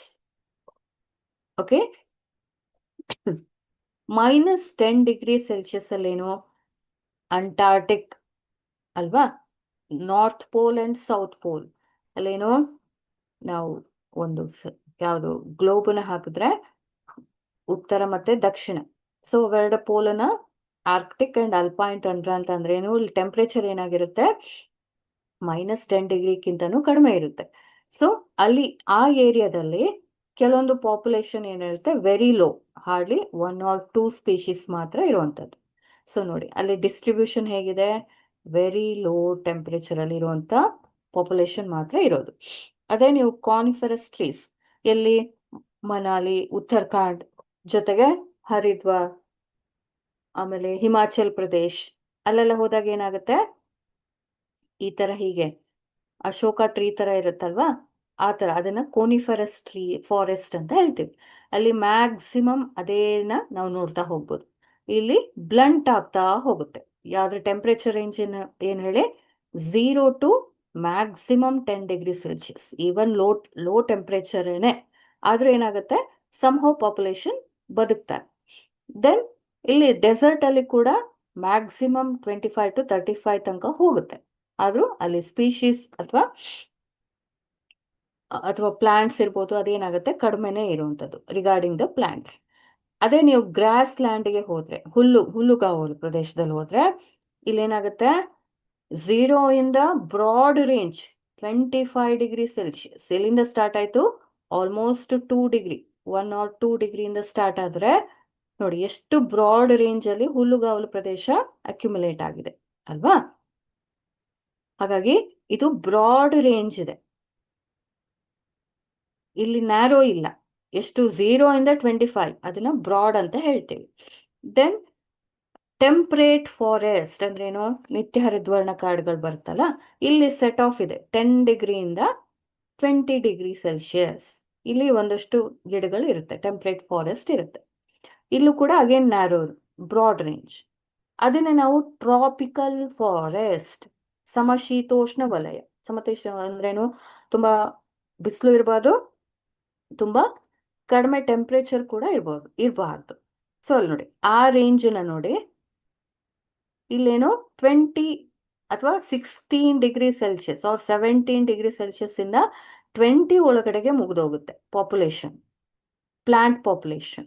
ಇದು ತುಂಬಾ ನ್ಯಾರೋ ರೀಜನ್, ಹಾರ್ಡ್ಲಿ ಒಂದು 3 ರಿಂದ 4 ಟೆಂಪರೇಚರ್ ಡಿಫರೆನ್ಸಸ್ ಅಲ್ಲೇನೆ ಮಾತ್ರ ಆ ಫಾರೆಸ್ಟ್ಗಳು ಲೈವ್ ಆಗುವಂಥದ್ದು. ಇದನ್ನ ನಾವೇನ್ ಹೇಳ್ತೀವಿ, ನ್ಯಾರೋ ರೇಂಜ್ ಆಫ್ ಟೆಂಪರೇಚರ್. ಅರ್ಥ ಆಗ್ತಿದ್ಯಾ? ಹಾಗಾಗಿ ಇಲ್ಲೇನಾಗುತ್ತೆ, ನ್ಯಾರೋ ರೇಂಜ್ ಆಫ್ ಟೆಂಪರೇಚರ್ ಏನಾಯ್ತು, very very low species. Okay, ಹಾಗಾಗಿ ಇದನ್ನ ಈ ಟೈಪ್ ಆಫ್ ಪ್ಲಾಂಟ್ ನ ಅಥವಾ ಈ ಟೈಪ್ ಆಫ್ ಫಾರೆಸ್ಟ್ ನ ಏನ್ ಹೇಳ್ತೀವಿ ನಾವು, ಎಸ್ಪೆಷಲಿ ದ ಸ್ಟೀನೋಥರ್ಮಲ್ ಅಂತ ಹೇಳ್ತೀವಿ. ಓಕೆ, ಸೊ ಕರೆಕ್ಟ್ ಆಗಿರೋ ಆನ್ಸರ್ ಯಾವ್ದಿಲ್ಲಿ, ಸ್ಟೀನೋಥರ್ಮಲ್. ಅದೇ ಬ್ರಾಡ್ ರೇಂಜ್ ಅಲ್ಲಿ ಆಗುವಂತ, ಬ್ರಾಡ್ ರೇಂಜ್ ಅಲ್ಲಿ ಬದುಕುವಂತ, ಗ್ರೋ ಆಗುವಂತ ಟೆಂಪರೇಚರ್ ಟಾಲರೆಂಟ್ ಪ್ಲಾಂಟ್ಸ್ ಅನ್ನ ನಾವೇನ್ ಹೇಳ್ತೀವಿ, ಯೂರಿಥರ್ಮಲ್ ಅಂತ ಹೇಳ್ತೀವಿ. ಹಾಗಾಗಿ ಇಲ್ಲಿ ನೋಡಿ, ಗ್ರಾಸ್ ಲ್ಯಾಂಡ್ ಏನಿದೆಯಲ್ಲ, ಬೆಸ್ಟ್ ಎಕ್ಸಾಂಪಲ್ ಯೂರಿಥರ್ಮಲ್ಗೆ. 0 to 25 ಡಿಗ್ರಿ ಸೆಲ್ಸಿಯಸ್ ಅಷ್ಟು ಕೂಡ ಟೆಂಪರೇಚರ್ ಅನ್ನ ಟಾಲರೇಟ್ ಮಾಡ್ತಾ ಹೋಗುತ್ತೆ. Okay, so this is a best example for eurythermal. But narrow ಟೆಂಪರೇಚರ್ಗೆ, narrow range of tolerance temperature ಪ್ಲಾಂಟ್ಸ್ಗೆ ಏನ್ ಹೇಳ್ತೀವಿ ನಾವು, ಸ್ಟೀನೋಥರ್ಮಲ್ ಅಂತ ಹೇಳ್ತೀವಿ. Best example is tropical forest. ಹಾಗೆ ಕರೆಕ್ಟ್ ಆಗಿರೋ ಆನ್ಸರ್ ಯಾವ್ದಿಲ್ಲಿ, stenothermal. Yes, very good.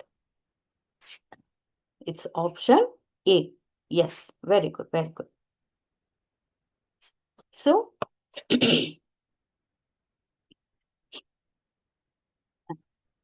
again, this tolerance is totally dependent on climatic factors. Precipitation ಅಂದ್ರೇನು, ಮಳೆ. Then biotic factors and then edaphic factors. Edaphic ಅಂತಂದ್ರೆ ಏನು, ಅಡಾಪ್ಟ್ ಆಗಿರುವಂತದ್ದು ಮಿನರಲ್ಸ್ ಇರ್ಬೋದು. ಪ್ರತಿಯೊಂದು ಸಾಯಿಲ್ ಟೈಪ್ಸ್ ಅಲ್ಲೂ ಕೂಡ ಅದರದ್ದೇ ಆದ ಮಿನರಲ್ಸ್ ಇರುತ್ತಲ್ಲ, ಅದೆಲ್ಲ ಡಿಪೆಂಡ್ಸ್ ಆಗಿ ಫೈನಲಿ ಒಂದು ಟ್ರೀಸ್ ಏನ್ ಮಾಡುತ್ತೆ, ಆ ಲೊಕ್ಯಾಲಿಟಿಗೆ, ಆ ಟೆಂಪರೇಚರ್ಗೆ ಸೆಟ್ ಆಗ್ತಾ ಹೋಗುತ್ತೆ. Okay, then light regulation also very important for range of temperature tolerance. ಆ ಟಾಲರೆನ್ಸ್ಗೆ ಲೈಟ್ ಕೂಡ regulation of light is also very important. ಓಕೆನಾ? ಸೊ ಇದನ್ನ ಯಾರು ಮೇಜರ್ ಆಗಿ ಫೌಂಡ್ ಔಟ್ ಮಾಡಿದ್ದು, ಈ ತರ ವೆಜಿಟೇಷನ್ ಏನು, ಎಂಟೈರ್ ವರ್ಲ್ಡ್ ಅಲ್ಲಿ ಇರುವಂತ ವೆಜಿಟೇಷನ್ ಅಂದ್ರೆ ಏನು, ಸ್ಪೀಸೀಸ್ಗಳು ಅಥವಾ ಪ್ರತಿಯೊಂದು ಭಾಗದಲ್ಲಿರುವಂತದ್ದು ಅದರದ್ದೇ ಆದ ಒಂದು ಟೆಂಪರೇಚರ್, ಅದರದ್ದೇ ಆದ ಒಂದು ಪಾಪ್ಯುಲೇಷನ್ ಕ್ಯಾರೆಕ್ಟರ್ಸ್ ನ ಎಕ್ಸ್ಪ್ಲೇನ್ ಮಾಡ್ತಾ ಹೋಗುತ್ತೆ. ಸೊ ಅದನ್ನ ಫೈಂಡ್ ಔಟ್ ಮಾಡಿದ್ದು ಯಾವ ಸೈಂಟಿಸ್ಟ್, ಇದು Danish botanist. Is a botanist. ಯಾವ್ರಿವರು, ಡ್ಯಾನಿಶ್ ಅನ್ನೋ ಪ್ಲೇಸ್ ಅಲ್ಲಿ ಇದ್ದಿರೋರು. Okay, his name is Raunkiaer ಅನ್ನೋ ಒಬ್ಬ ಸೈಂಟಿಸ್ಟ್. Okay, botanist. ಇವರು ಮೇಜರ್ ಆಗಿ 2 ಟೈಪ್ಸ್ ಆಗಿ ಡಿವೈಡ್ ಮಾಡ್ತಾರೆ, eurythermal and then stenothermal. We already know that which can tolerate only small range of temperature variations. ಹಾಗಾಗಿ ಬೆಸ್ಟ್ ಎಕ್ಸಾಂಪಲ್ ಪ್ಲಾಂಟ್ ಯಾವುದು ಅಂತ ಕೂಡ ಕೇಳ್ಬೋದು ನಿಮ್ಗೆ, mango and then palm tree. ಇದನ್ನ ನಾವೇನ್ ಹೇಳ್ತೀವಿ, ಟೆರೆಸ್ಟ್ರಿಯಲ್ ಆಂಜಿಯೋಸ್ಪರ್ಮ್ಸ್ ಅಂತ ಹೇಳ್ತೀವಿ. So Such kind of mango and palm trees are not found in Germany and Australia. ಹಾಗಾಗೇನು ಇಂಡಿಯಾ ಅಥವಾ ರಿಲೇಟೆಡ್ ಕಂಟ್ರೀಸ್ ಅಲ್ಲಿ ಮಾತ್ರ ಏನಾಗುತ್ತೆ ಮ್ಯಾಂಗೋ ಮಾತ್ರ ಗ್ರೋ ಆಗುವಂಥದ್ದು. ಹಾಗಾಗಿ ಇಂಡಿಯಾದ ಫ್ರೂಟ್ ಯಾವುದು ಅಂತ ಕೇಳಿದ್ರೆ ಹೇಳ್ತಾರಲ್ವಾ ಮ್ಯಾಂಗೋ ಅಂತ ಹೇಳಿ, ಹಣ್ಣುಗಳ ರಾಜ mango, because of this range of temperature. ಇದನ್ನ ಈ ಟೆಂಪರೇಚರ್, ಈ ಸೆಟ್ ಆಫ್ ಟೆಂಪರೇಚರ್ನ ಬಿಟ್ಟು ಅದು ಎಲ್ಲೂ ಕೂಡ ಆಚೆ ಬೆಳೆಯೋದಿಲ್ಲ. ಹಾಗಾಗಿ a narrow range of temperature is very, very essential to grow in a vigorous way. Okay, that is the example for stenothermal. In case of eurythermal, it can tolerate a wide range of temperature fluctuation. Variation ಇದ್ರೂ ಕೂಡ ಬದುಕುವಂತ capacity ಯೂರಿಥರ್ಮಲ್ಗೆ ಇದೆ. For example, a marine ಎಂಜಿಯೋಸ್ಪರ್ಮ್. Okay, marine ಅಂತಂದ್ರೆ ಏನು? Major ಆಗಿ C ಅಲ್ಲಿ ಅಥವಾ maximum salt concentration ಇರುವಂತ ಯಾವುದೇ ಪ್ರದೇಶದಲ್ಲಾದ್ರೂ ಕೂಡ ಅದು ಗ್ರೋ ಆಗ್ತಾ ಹೋಗುತ್ತೆ. That is the eurythermal. S.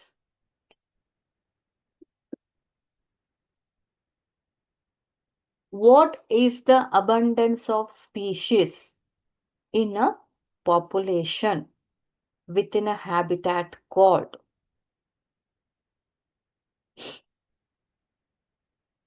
Okay, ಅರ್ಥ ಆಯ್ತಾ ಏನಿದು? Yes, please giving answer. Options, previous slide. Okay, note down ಮಾಡ್ಕೊಳ್ತಾ ಇದ್ದೀರಾ? Yes, very good. Will give the okay right. ಈ ಎಂಟೈರ್ ಚಾಪ್ಟರ್ಸ್ ಏನಿದೆ, ನೀವು ಯಾವುದೇ ಕಾಂಪಿಟೇಟಿವ್ ಎಕ್ಸಾಮ್ಸ್ ಅಥವಾ ಏನು ಸಿಂಪಲ್ ಆಗಿ ಫಾರೆಸ್ಟ್ರಿ IFS ಹೋಗ್ತಿದ್ದೀರಾ, ಆರ್ ಬ್ಯಾಂಕಿಂಗ್ ಸರ್ವಿಸ್ ಇರ್ಬೋದು, ಅಗ್ರಿಕಲ್ಚರ್ ಆಫೀಸರ್ಸ್ ಆಗಬೇಕು ಅಂತಿದ್ದೀರಾ, ಆ ಎಲ್ಲ ಇದಕ್ಕೂ ಕೂಡ ಈ ಚಾಪ್ಟರ್ ತುಂಬಾ ತುಂಬಾ ಇಂಪಾರ್ಟೆಂಟ್. ಹಾಗಾಗಿ ನಾನು ಪ್ರತಿಯೊಂದನ್ನು ಕೂಡ ತುಂಬಾ ಎಲಾಬ್ರೇಟಿವ್ ಆಗಿ ಹೇಳ್ತಾ ಇದ್ದೀನಿ.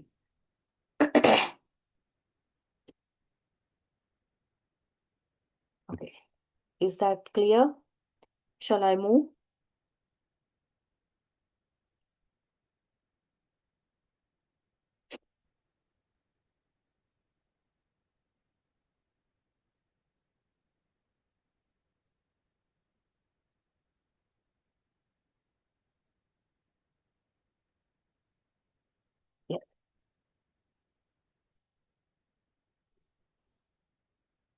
What is the abundance of species in a population within a habitat called? Abundance ಅಂದ್ರೇನು? High number. Related to this topic, related to this chapter, abundance in means, what is the meaning of abundance word? High in number ಅಥವಾ number ಏನಿದೆ ಜಾಸ್ತಿ ಇರುವಂತದ್ದು. ಅದೇ abundance ಅಂತ ಹೇಳಿ ನೀವು dictionary open ಮಾಡಿದ್ರೆ ಏನಾಗುತ್ತೆ, ಅದ್ರದ್ದು ಜನರಲ್ ಆಗಿ ಬೇರೆನೆ ಮೀನಿಂಗ್ ಇದೆ. ಬಟ್ ಬಯಾಲಜಿ ಕನ್ಸರ್ನ್ ಅಲ್ಲಿ ನಾವು ಅಬಂಡೆನ್ಸ್ ಅಂತ ಹೇಳಿದ್ರೆ ಏನು? That is a high in number or dense. Okay, what is the high number of species in a population within a habitat called? Population ಅಂತ ಅಂದ್ರೇನು? ಸಿಂಪಲ್ ಆಗಿ human population ಅಂತಾನೆ ತಗೊಳ್ಳೋಣ. ಹ್ಯೂಮನ್ ಪಾಪ್ಯುಲೇಷನ್ ಅಲ್ಲಿ high number ಇದ್ರೆ ಅದನ್ನ ನಾವ್ ಏನಂತ ಕರಿತೀವಿ ಅನ್ನೋದು ಕ್ವಶನ್ ನ ಅರ್ಥ. Okay, options: niche density, absolute density, relative density, geographic density.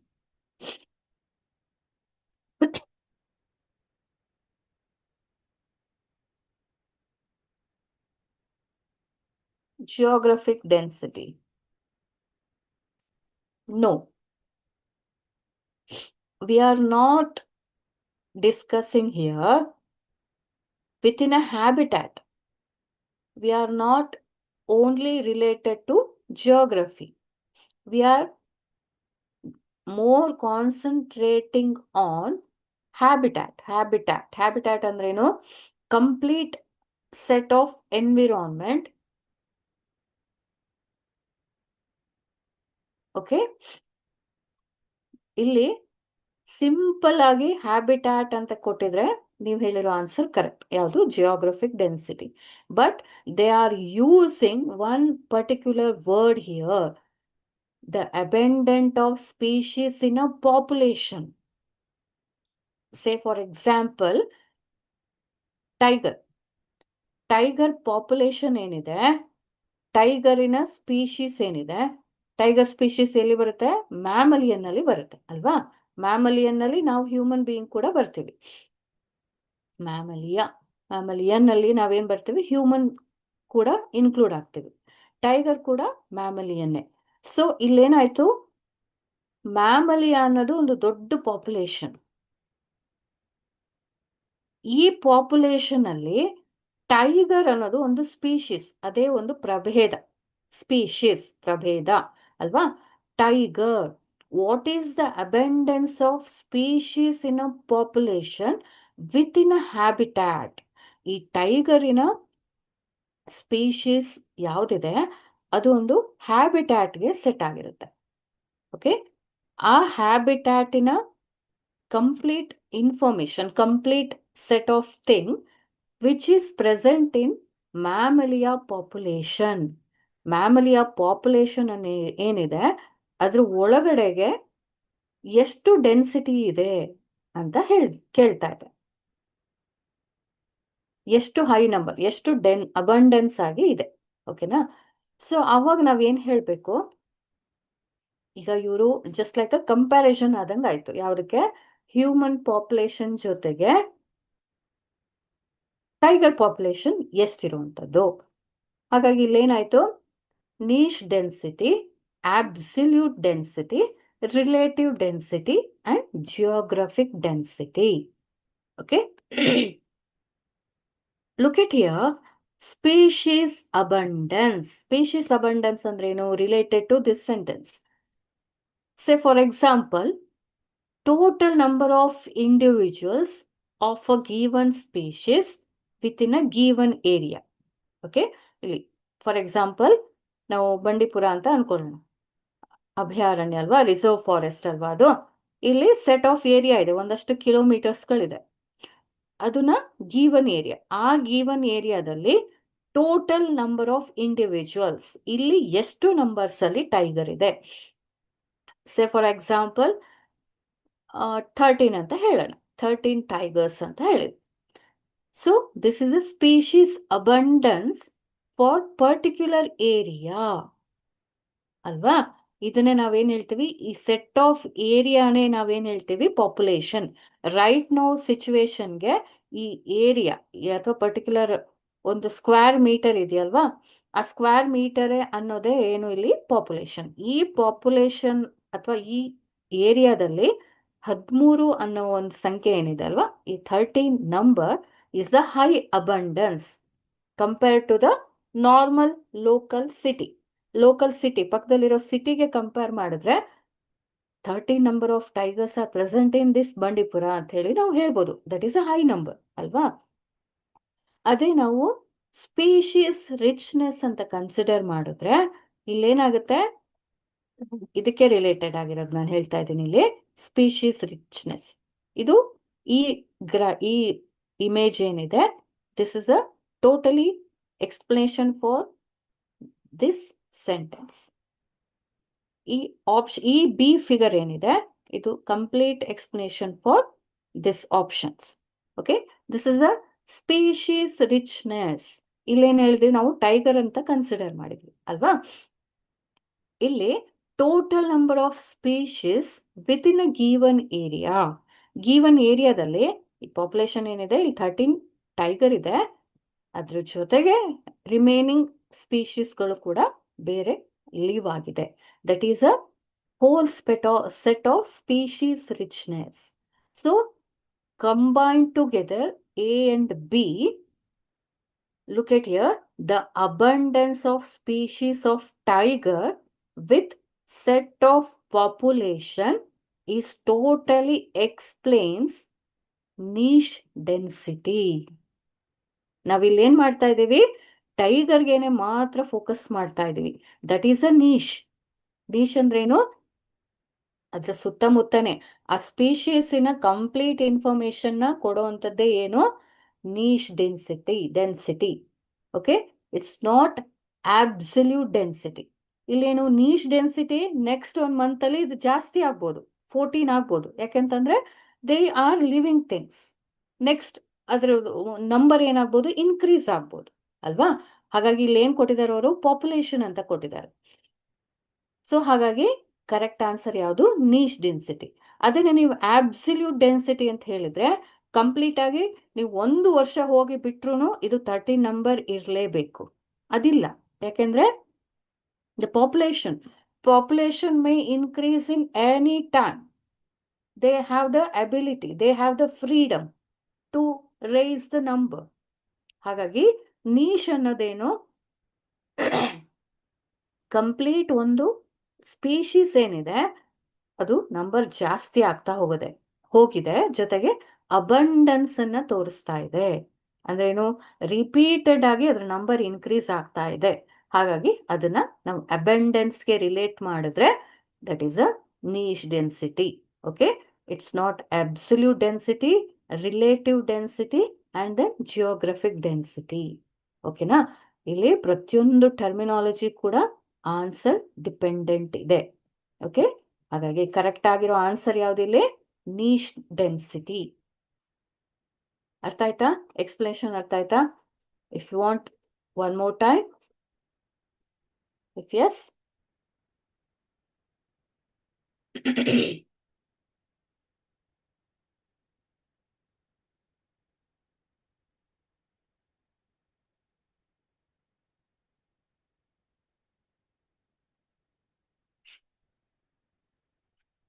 okay, yes, move. Let's move on.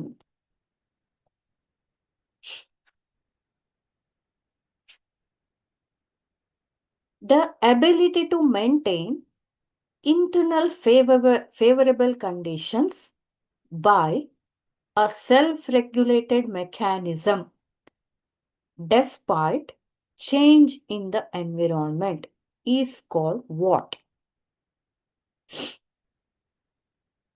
ತನ್ನನ್ನು ತಾನು ಯಾವುದೇ ಟೆಂಪರೇಚರ್ ಅಥವಾ ಯಾವುದೇ ಎನ್ವಿರಾನ್ಮೆಂಟ್ ಸ್ಟ್ರೆಸ್ ನ ತಡ್ಕೊಂಡು ಲೀವ್ ಮಾಡುವಂತ ಕೆಪಾಸಿಟಿ ಅಥವಾ ಮೆಕ್ಯಾನಿಸಮ್ ನ ಏನಂತ ಹೇಳ್ತಾರೆ?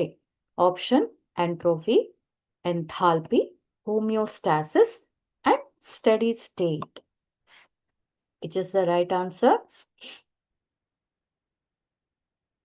C. Yes, homeostasis. Very good. Very good, very good. It's a homeostasis.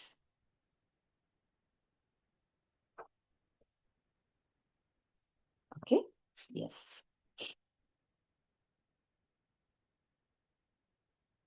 What is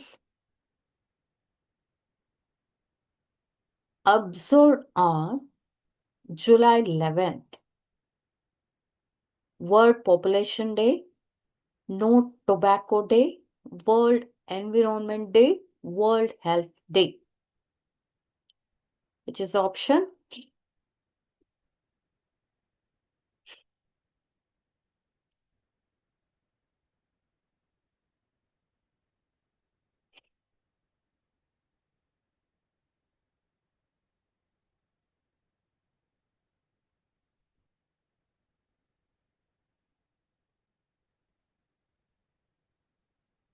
Yes, very good. World Population Day, because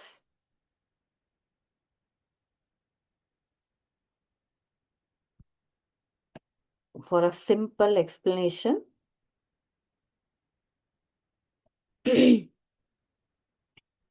this is explained in figure, alva, that is World Population Day. So this World Population Day especially observed means celebrated on July 11th. So on this date, the awareness should be given to previous slide. Okay. Yes. Okay. I will show.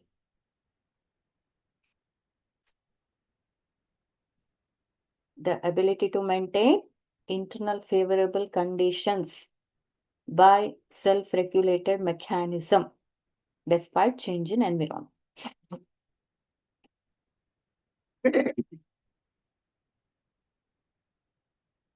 So in this option, some important terminology is also there: entropy and then enthalpy. Entropy means it's a randomness. Okay, randomness. Energy in randomness. Energy in randomness ಅಂದ್ರೆ ಏನು? Simple ಆಗಿ ನಾವು ice cube ಅನ್ನ ತಗೊಂಡ್ರೆ ಇಲ್ಲೇನಾಗಿರುತ್ತೆ, total heat ಏನಿದೆ ಅಥವಾ simple energy, heat energy or simple energy, it's very very low ಅಲ್ವಾ? Heat energy ಅನ್ನೋದು ನಾವು ಐಸ್ ಕ್ಯೂಬ್ ಅನ್ನ ಕನ್ಸಿಡರ್ ಮಾಡಿದ್ರೆ ಏನಾಯ್ತು, ತುಂಬಾ ಲೋ ಇರುತ್ತೆ ಐಸ್ ಕ್ಯೂಬ್ ಅಲ್ಲಿ. ಯಾಕಂದ್ರೆ ಅದೇ ತುಂಬಾ ಲೋ ಟೆಂಪರೇಚರ್ ನ ಕೊಡೋದ್ರಿಂದ ಹೀಟ್ ಎನರ್ಜಿ ಅನ್ನೋದೇನಿದೆ ವೆರಿ ಲೋ. ಅದೇ ನೀವು ಮೆಲ್ಟ್ ಆಗಿರುವಂತ ಒಂದು ಐಸ್ ಕ್ಯೂಬ್ ಅನ್ನ ತಗೊಂಡ್ರೆ ಏನಾಗುತ್ತೆ, again the energy which is the energy entropy or heat energy may increases. ಇದಕ್ಕೆ ಕಂಪೇರ್ ಮಾಡಿದ್ರೆ ಸಮ್ಹೌ 1 to 3 ಡಿಗ್ರಿ ಸೆಲ್ಸಿಯಸ್ ಏನಾಗ್ಬೋದು, ಹೈ ಆಗ್ಬೋದು. ಓಕೆನಾ? So that is a entropy, randomness energy in a particular object. ಇದನ್ನ ನಾವೇನ್ ಹೇಳ್ತೀವಿ, ಎಂಟ್ರೋಪಿ ಅಂತ ಹೇಳ್ತೀವಿ. ಓಕೆ, ಫಾರ್ ಎಕ್ಸಾಂಪಲ್ ಬಯಾಲಜಿಗೆ ರಿಲೇಟ್ ಮಾಡೋದಾದ್ರೆ ಕಂಪ್ಲೀಟ್ ಆಗಿ ನಾವು ಈ ಪ್ರೋಟೀನ್ ಸಿಂಥಸಿಸ್ ಆಗ್ಬೇಕಲ್ಲ ಬಾಡಿಯಲ್ಲಿ, ಇಲ್ಲೇನಾಗಿರುತ್ತೆ, ಮ್ಯಾಚ್ಯೂರ್ ಪ್ರೋಟೀನ್ ಇರೋದಿಲ್ಲ. ಸೊ ಮ್ಯಾಚ್ಯೂರ್ ಪ್ರೋಟೀನ್ ಏನಾಯ್ತು, ಅದ್ರ ಎನರ್ಜಿ, ಹೀಟ್ ಎನರ್ಜಿ ಏನಿದೆ ಸ್ವಲ್ಪ ಜಾಸ್ತಿ ಇರುತ್ತೆ ಮೆಚ್ಯೂರ್ ಪ್ರೋಟೀನ್ಗೆ. ಇಮ್ಮೆಚ್ಯೂರ್ ಪ್ರೋಟೀನ್ಸ್ಗೆ ಹೀಟ್ ಎನರ್ಜಿ ಏನಿರುತ್ತೆ ಕಡಿಮೆ ಇರುತ್ತೆ. So immature to mature protein ಆಗೋ ಒಂದು ಕಾನ್ಸೆಪ್ಟ್, ಆಗೋ ಒಂದು ಪ್ರೊಸೀಜರ್ ಅಲ್ಲಿ ಏನಾಗುತ್ತೆ, there is involvement of again energy, that is ATP. So ಇಲ್ಲೇನಾಗುತ್ತೆ, ಕಂಪ್ಲೀಟ್ ಆಗಿ ಆಬ್ಜೆಕ್ಟ್ ಅಥವಾ ಒಂದೇ ಒಂದು ವಸ್ತು ಯಾವ್ದದು, ಪ್ರೋಟೀನ್. ಪ್ರೋಟೀನ್ ಅನ್ನೋದು ಒಂದು ಇಮ್ಮೆಚ್ಯೂರ್ ಇಂದ ಮ್ಯಾಚ್ಯೂರ್ ಪ್ರೋಟೀನ್ ಆಗುವಾಗ ಒಂದಷ್ಟು ಎನರ್ಜಿಗಳು ಇನ್ಪುಟ್ ಆಗ್ತಾ ಹೋಗುತ್ತೆ, that is the ATP.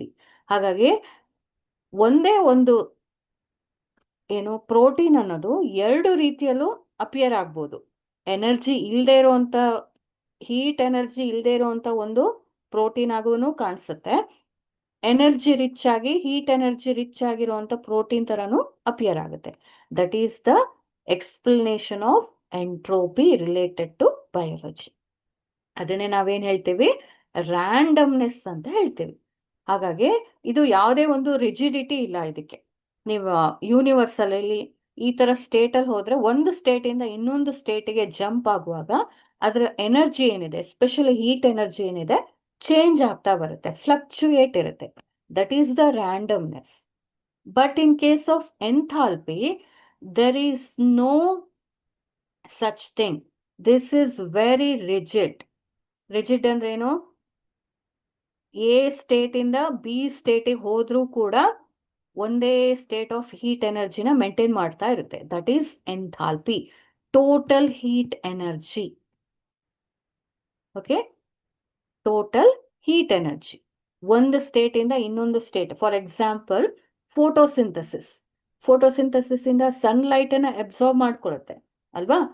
Photosynthesis ಅಲ್ಲಿ sunlight is very important heat energy which transform itself into chemical energy, that is a glucose. That glucose also have a heat energy in a very good manner as like of sunlight. ಅದನ್ನೇ ನಾವೇನ್ ಹೇಳ್ತೀವಿ, ಈ process ಅನ್ನ ನಾವೇನ್ ಹೇಳ್ತೀವಿ, enthalpy ಅಂತ ಹೇಳ್ತೀವಿ related to biology. ಓಕೆನಾ? So that is the enthalpy and then entropy. Homeostasis ಅಂದ್ರೇನು, ಯಾವುದೇ ಪರಿಸ್ಥಿತಿ ಬಂದ್ರೂ ಕೂಡ ನಾವು ಅದಕ್ಕೆ ಅಡ್ಜಸ್ಟ್ ಆಗ್ತಾ ಹೋಗೋದು. Okay, that is the homeostasis in environmental changes. ಇಲ್ಲಿ ಸೆಲ್ಫ್ ರೆಗ್ಯುಲೇಟ್ ಮಾಡ್ಕೊಳ್ತಾ ಹೋಗುತ್ತೆ ಬಾಡಿ. ಓಕೆನಾ? ಎಸ್, ಅದನ್ನ ಸೆಲ್ಫ್ ರೆಗ್ಯುಲೇಷನ್ ಅಂದ್ರೇನು, ಸಿಂಪಲ್ ಆಗಿ ಈಗ ನೀವು ಬೇಸಿಗೆ ಟೈಮಲ್ಲಿ ತುಂಬಾ ಸ್ವೆಟ್ ಆಗ್ತಾ ಇರ್ತೀರ, ತುಂಬಾ ಬೆವರು ಬರುತ್ತೆ. ಯಾಕೆ? ಬಾಡಿ ಡಿಹೈಡ್ರೇಷನ್ ಅನ್ನ ಹೈಡ್ರೇಷನ್ ಕಂಡೀಷನ್ಗೆ ತರುವಂತ ಒಂದು ಪ್ರೊಸೀಜರ್ ಅದು. ಸನ್ಲೈಟ್ ತುಂಬಾ ಜಾಸ್ತಿ ಇರುತ್ತೆ, ಟೆಂಪರೇಚರ್ 30 ಡಿಗ್ರಿ ಸೆಲ್ಸಿಯಸ್ಗೆ ಹೋದಾಗ ಬಾಡಿ ಇವಾಪರೇಟ್ ಆಗಿರುತ್ತೆ, ವಾಟರ್ ಕಂಟೆಂಟ್ ಏನಿರುತ್ತೆ ಬಾಡಿಯಲ್ಲಿ ಇರೋದಿಲ್ಲ. ಹಾಗಾಗಿ ಆಲ್ಮೋಸ್ಟ್ ಆಲ್ ಅದನ್ನ ಟೆಂಪರೇಚರ್ನ ಡೌನ್ ಮಾಡಬೇಕು. ಸೊ ಅವಾಗ ಏನಾಗುತ್ತೆ, ಸ್ವೆಟ್ ಬರ್ತಾ ಹೋಗುತ್ತೆ. So that is the homeostasis. ಅದೇನೇ ನೀವು ಎಕ್ದಮ್ ಚಳಿ ಬರುತ್ತೆ, ಈಗ ಡಿಸೆಂಬರ್ ಬರ್ತಾ ಇದೆ ಅಲ್ವಾ, ಡಿಸೆಂಬರ್ ಜನವರಿ ಬಂದ್ರೇನು ಫುಲ್ ಟೆಂಪರೇಚರ್ ಲೋ ಆಗ್ತಾ ಇರುತ್ತೆ. So in such condition we are shivering, ಅಂದ್ರೇನು ತುಂಬಾ ನಡ್ಕ ಬರುತ್ತೆ. So that is the temperature generation by shivering. ಬಾಡಿನ ಏನ್ ಮಾಡುತ್ತೆ, ಡಿಫಾಲ್ಟ್ ಆಗಿ ನಡುಕ ಬರೋ ತರದಲ್ಲಿ ಬಾಡಿನ ಸ್ಟಿಮ್ಯುಲೇಟ್ ಮಾಡ್ತಾ ಹೋಗುತ್ತೆ. That is a temperature variation and also self regulation. ಅದಕ್ಕೆ ಯಾರು ಹೇಳೋದಿಲ್ಲ ಹೀಗ್ ಮಾಡಿದ್ರೆ ಹೀಗಾಗುತ್ತೆ ಅಂತ. ಅದನ್ನ ನಾವೇನ್ ಹೇಳ್ತೀವಿ, ಸೆಲ್ಫ್ ರೆಗ್ಯುಲೇಟೆಡ್ ಮ್ಯಾನರ್ ಅಂತ ಹೇಳ್ತೀವಿ. ಹಾಗಾಗಿ ಕರೆಕ್ಟ್ ಆಗಿರೋ ಆನ್ಸರ್ ಯಾವ್ದಿಲ್ಲಿ? ಹೋಮಿಯೋಸ್ಟಾಸಿಸ್. ಅರ್ಥ ಆಯ್ತಾ? ಎಸ್.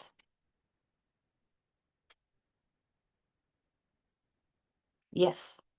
ಯಾರೆಲ್ಲ ಬರ್ಕೊಳ್ತಾ ಇದ್ದಾರೆ? ಓಕೆ, ನಾನು ಅದನ್ನ ನೀಟ್ ಸ್ಲೋ ಆಗಿ ಹೋಗ್ತೇನೆ ಈಗ.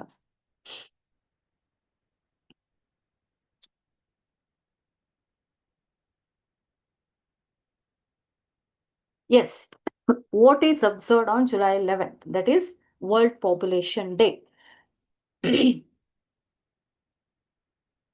This is started in 1989 by United Nations Development Program.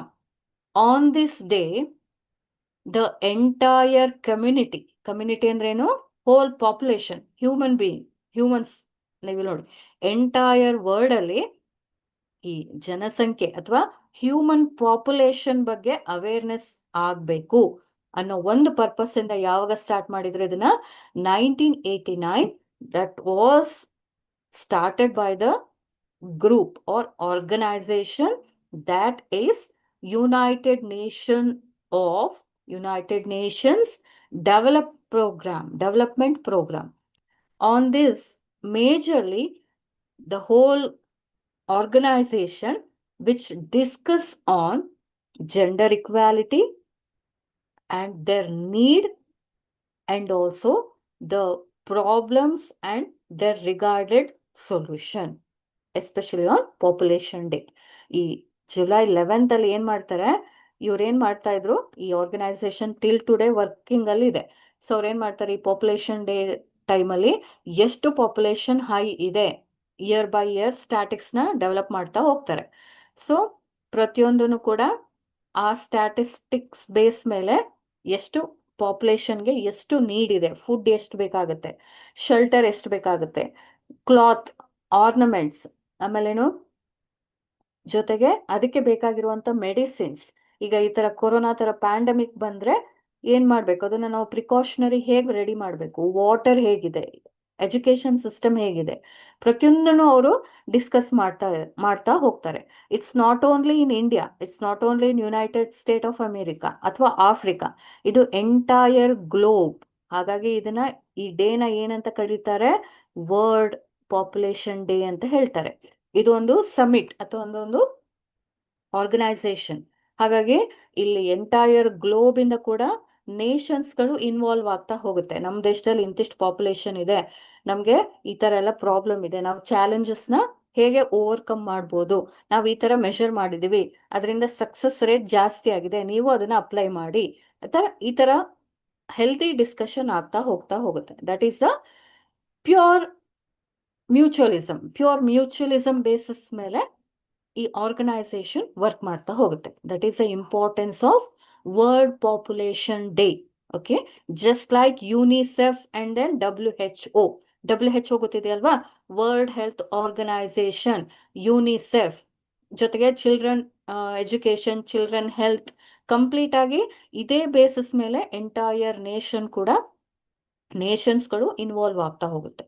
Okay, that's like World Population Day. Yes.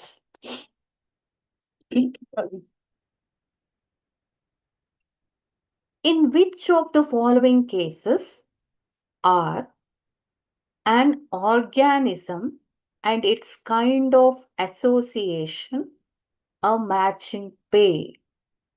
ಇಲ್ಲಿ ಒಂದಷ್ಟು ಮ್ಯಾಚ್ ಆಫ್ ದ ಫಾಲೋವಿಂಗ್ ಕೊಟ್ಟಿದ್ದಾರೆ. ಇಲ್ಲಿ ಏನ್ ಮಾಡಿದ್ದಾರೆ, ಆರ್ಗ್ಯಾನಿಸಮ್ ಹೇಳಿದ್ದಾರೆ, ಆರ್ಗ್ಯಾನಿಸಮ್ ರಿಲೇಶನ್ಶಿಪ್ ಹೇಳಿದ್ದಾರೆ. ಅದ್ರ ಎಕ್ಸಾಂಪಲ್ ಕೊಟ್ಟಿರೋದು ಎ ಸೈಡ್ ಅಲ್ಲಿ, ಅಥವಾ ಇಲ್ಲಿ ನೋಡಿ ಪಾರ್ಟ್ 1 ಅಲ್ಲಿ ಎ ಸೈಡ್ ಅಲ್ಲಿ ರಿಲೇಶನ್ಶಿಪ್ ಹೇಳಿರುವಂತ ಎಕ್ಸಾಂಪಲ್ ಹೇಳಿರುವಂತದ್ದು, ಈ ಕಡೆಗೆ ಟೈಪ್ಸ್ ಅನ್ನ ಹೇಳ್ತಾ ಹೋಗಿದ್ದಾರೆ.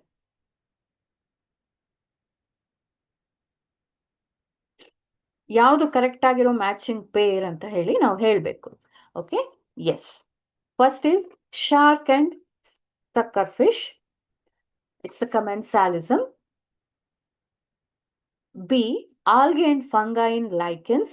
It's a mutualism. Orchids growing on trees. It's a parasitism. Cascata growing on other flowering plants. It's a epiphytism. Which is the correct answer?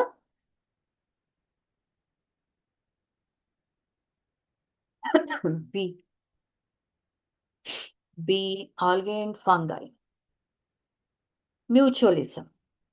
Mutualism.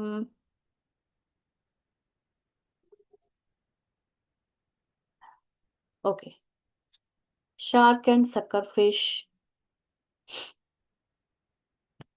Commensalism. Commensalism. Algae and fungi in lichens. Mutualism. Orchids growing on trees. Parasitism.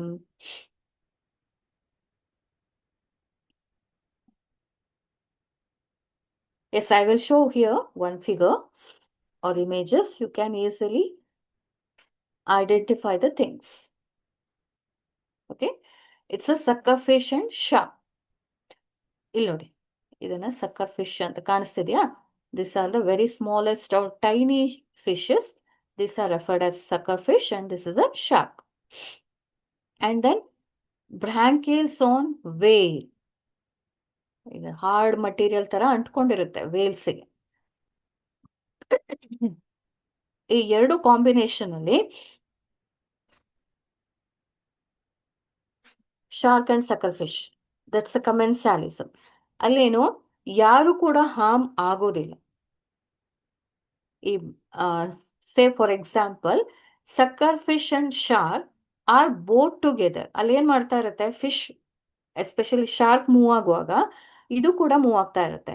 ಹಾಗಾಗಿ complete ಆಗಿ ಇದ್ರ ಮೇಲಿರುವಂತ food items ಏನಿದೆ ಇದೆಲ್ಲ ಏನ್ ಮಾಡುತ್ತೆ, ಅದನ್ನ consume ಮಾಡುತ್ತೆ. ಹಾಗಾಗಿ ಈ ಶಾರ್ಕಿಗೆ ಅದರಿಂದ ಏನು ಹಾರ್ಮ್ ಆಗೋ ಚಾನ್ಸಸ್ ಇಲ್ಲ, ಅದ್ರ ಪಾಡಿಗೆ ಅದಿದೆ. ಹಾಗಾಗಿ ಫಿಶ್, ಸಕ್ಕರ್ ಫಿಶ್ ಅನ್ನು ಕೂಡ ಇದು ಕನ್ಸ್ಯೂಮ್ ಮಾಡೋದಿಲ್ಲ, ಯಾವುದು ಶಾರ್ಕ್ನ. ಅದ್ರ ಮೇಲಿರುವಂತ ಫುಡ್ ನ ಕನ್ಸ್ಯೂಮ್ ಮಾಡೋದಕ್ಕೆ ಇದು ಫ್ರೀಡಮ್ ಕೊಟ್ಟಿರುತ್ತೆ. So there is no harmfulness between the two. So ಒಬ್ರಿಗೊಬ್ರಿಗೆ, ಎಸ್ಪೆಷಲಿ ಶಾರ್ಕ್ ಅನ್ನೋದು ದೊಡ್ಡ ಮಟ್ಟದ ಪ್ರಾಣಿ ಕಂಪೇರ್ ಟು ಸಕ್ಕರ್ ಫಿಶ್ ಅಲ್ವಾ. ಹಾಗಾಗಿ ಇಲ್ಲೇನು ಒಂದು ಬಿಗ್ ಸಿಸ್ಟಮ್ ಇಂದ ಇನ್ನೊಂದು ಸ್ಮಾಲ್ ಸಿಸ್ಟಮಿಗೆ ಹೆಲ್ಪ್ ಆಗ್ತಾ ಇದೆ. ಹಾಗಾಗಿ ಇಲ್ಲಿ ಹೆಲ್ಪ್ ಮಾಡುವಂತ ಕಂಪೋನೆಂಟ್ ಏನಿದೆ ಇದು ದೊಡ್ಡದು. ಎರಡಕ್ಕೂ ಏನಾಗುತ್ತೆ, ಇಲ್ಲಿ ಯಾರಿಗೂ ಹಾರ್ಮ್ ಆಗೋದಿಲ್ಲ, ಒಂದು ಪಾರ್ಟಿಗೆ ಮಾತ್ರ ಬೆನಿಫಿಟ್ ಆಗ್ತಾ ಇರುತ್ತೆ. That is a commensalism. ಹಾಗಾಗಿ ಈ ಪೈರ್ ಏನಿದೆ ಕರೆಕ್ಟ್ ಆಗಿದೆ. ಯಾವುದು, SAARC and Shakkar fish commensalism ಅನ್ನೋ ಒಂದು ಪೇರ್ ಏನಿದೆ ಅಥವಾ ಅದೇನು ಎಕ್ಸಾಂಪಲ್ ಏನಿದೆ, ಈ ಒಂದು ಕಾನ್ಸೆಪ್ಟ್ಗೆ ಕರೆಕ್ಟ್ ಆಗಿರೋ match. Then algae and fungi in lichens. ಇಲ್ಲಿ ಇದು ಮ್ಯೂಚುವಲಿಸಮ್ ಆಗೋದಿಲ್ಲ. Then orchids growing on trees. It's a parasitism. Look at here. ಇದನ್ನ ಆರ್ಕಿಡ್ಸ್. ಇಲ್ಲೇನಾಗುತ್ತೆ, ಅಗೇನ್ ಪ್ಯಾರಾಸೈಟ್ ಆಗಿ ಬದುಕೋದಿಲ್ಲ ಅದು. ಈ ಕಂಪ್ಲೀಟ್ ಮ್ಯಾಂಗೋ ಟ್ರೀನ ಅದಿನೇನು ಡೆಸ್ಟ್ರಾಯ್ ಮಾಡೋದಿಲ್ಲ. ಇಲ್ಲೇನಾಗುತ್ತೆ, ಅಗೇನ್ ಹೆಲ್ಪ್ ಮಾಡ್ಕೊಳ್ತಾ ಹೋಗುತ್ತೆ. ಅಂದ್ರೆ ಏನು, ಅದ್ರ ಪಾಡಿಗೆ ಅದು ಗ್ರೋ ಆಗುತ್ತೆ. ಯಾಕೆ, mango tree is only for a attachment ಅಟ್ಯಾಚ್ಮೆಂಟ್ಗೆ ಮಾತ್ರ, ಸಪೋರ್ಟಿಗೆ ಮಾತ್ರ ಗ್ರೋ ಆಗೋದಕ್ಕೆ ಹೆಲ್ಪ್ ತಗೊಳ್ಳುವಂಥದ್ದು. ಹಾಗಾಗಿ ಇಲ್ಲೂ ಕೂಡ ಬೆನಿಫಿಟ್ ಒಂದು ಪಾರ್ಟಿಗೆ ಮಾತ್ರ, ಇನ್ನೊಂದಕ್ಕೆ ಏನು ಹಾರ್ಮ್ಫುಲ್ನೆಸ್ ಏನೂ ಇಲ್ಲ. ಹಾಗಾಗಿ ಕೂಡ ಇದು ಎಕ್ಸಾಂಪಲ್ ಏನಾಗುತ್ತೆ, ಪ್ಯಾರಾಸೈಟ್ ಆಗಿ ಆಗಲ್ಲ. ಓಕೆನಾ? ಹಾಗಾಗಿ ಈ ಕಾನ್ಸೆಪ್ಟ್ ಏನಿದೆ ಅಥವಾ ಈ ಕಾಂಬಿನೇಷನ್ ಏನಿದೆ ರಾಂಗ್ ಇದೆ. ಇದು ಕೂಡ ಮ್ಯೂಚುವಲಿಸಮ್ ಕೂಡ ಅಲ್ಲ. ಇದು ಆಲ್ಗೈನ್ ಫಂಗೈನ್ ಲೈಕೆನ್ಸ್ ಎರಡು ಅಸೋಸಿಯೇಷನ್ ಅಲ್ಲಿ ಬದುಕಿದ್ರು ಕೂಡ ನ್ಯೂಟ್ರಿಯೆಂಟ್ಸ್ ಅನ್ನ ಯಾವುದು ಪ್ರೊವೈಡ್ ಮಾಡುತ್ತೆ, ಆಲ್ಗೆ ಲೈಕನ್ಸ್ಗೆ ಮಾತ್ರ ಪ್ರೊವೈಡ್ ಮಾಡುವಂಥದ್ದು. ಓಕೆನಾ? ಹಾಗಾಗಿ ಇದು ಮ್ಯೂಚುವಲಿಸಮ್ ಬರಲ್ಲ. Then cuscuta growing on other flowering plants. Okay, ಇದು ಎಫಿಫೈಟಿಸಮ್ ಕೂಡ ಹೆಲ್ಪ್ ಆಗುತ್ತೆ. ಸಾರಿ, ಇದು ಎಫಿಫೈಟಿಸಮ್ಗೆ ಎಕ್ಸಾಂಪಲ್. ಇದು ಕೂಡ ಆಗೋದಿಲ್ಲ. ಯಾವುದು? Growing on other flowering plants. Okay, so ಈ ಎಲ್ಲ ಕಾಂಬಿನೇಷನ್ಸ್ ಏನಿದೆ, ಈ 3 ಕಾಂಬಿನೇಷನ್ಸ್ ಏನಿದೆ ರಾಂಗ್ ಇದೆ. ಹಾಗಾಗಿ ಕರೆಕ್ಟ್ ಆಗಿರೋ ಆನ್ಸರ್ ಯಾವುದು ಇಲ್ಲಿ? Shark, sucker fish and the commensalism. S.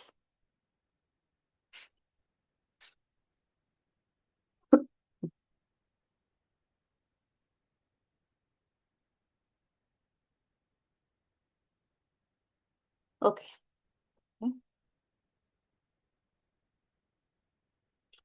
which of the following best? Which of the following is best example for Australian sea of population ಅಂತ ಏನೋ ಇದೆ ಇಲ್ಲಿ. ಸಮ್ ಸಾರ್ಟ್ ಆಫ್, ನಾನು ಮತ್ತೆ ನೆಕ್ಸ್ಟ್ ನಾಳೆ ಸೆಷನ್ ಅಲ್ಲಿ ಇದು ಕಂಪ್ಲೀಟ್ ಆನ್ಸರ್ನ ಹೇಳ್ತೀನಿ. ಆನ್ಸರ್ ಜೊತೆಗೆ ಕ್ವಶನ್ ಕಟ್ ಆಫ್ ಆಗಿದೆ, ಇದನ್ನು ನಾಳೆ ಡಿಸ್ಕಸ್ ಮಾಡೋಣ. ಓಕೆನಾ? ಎಸ್.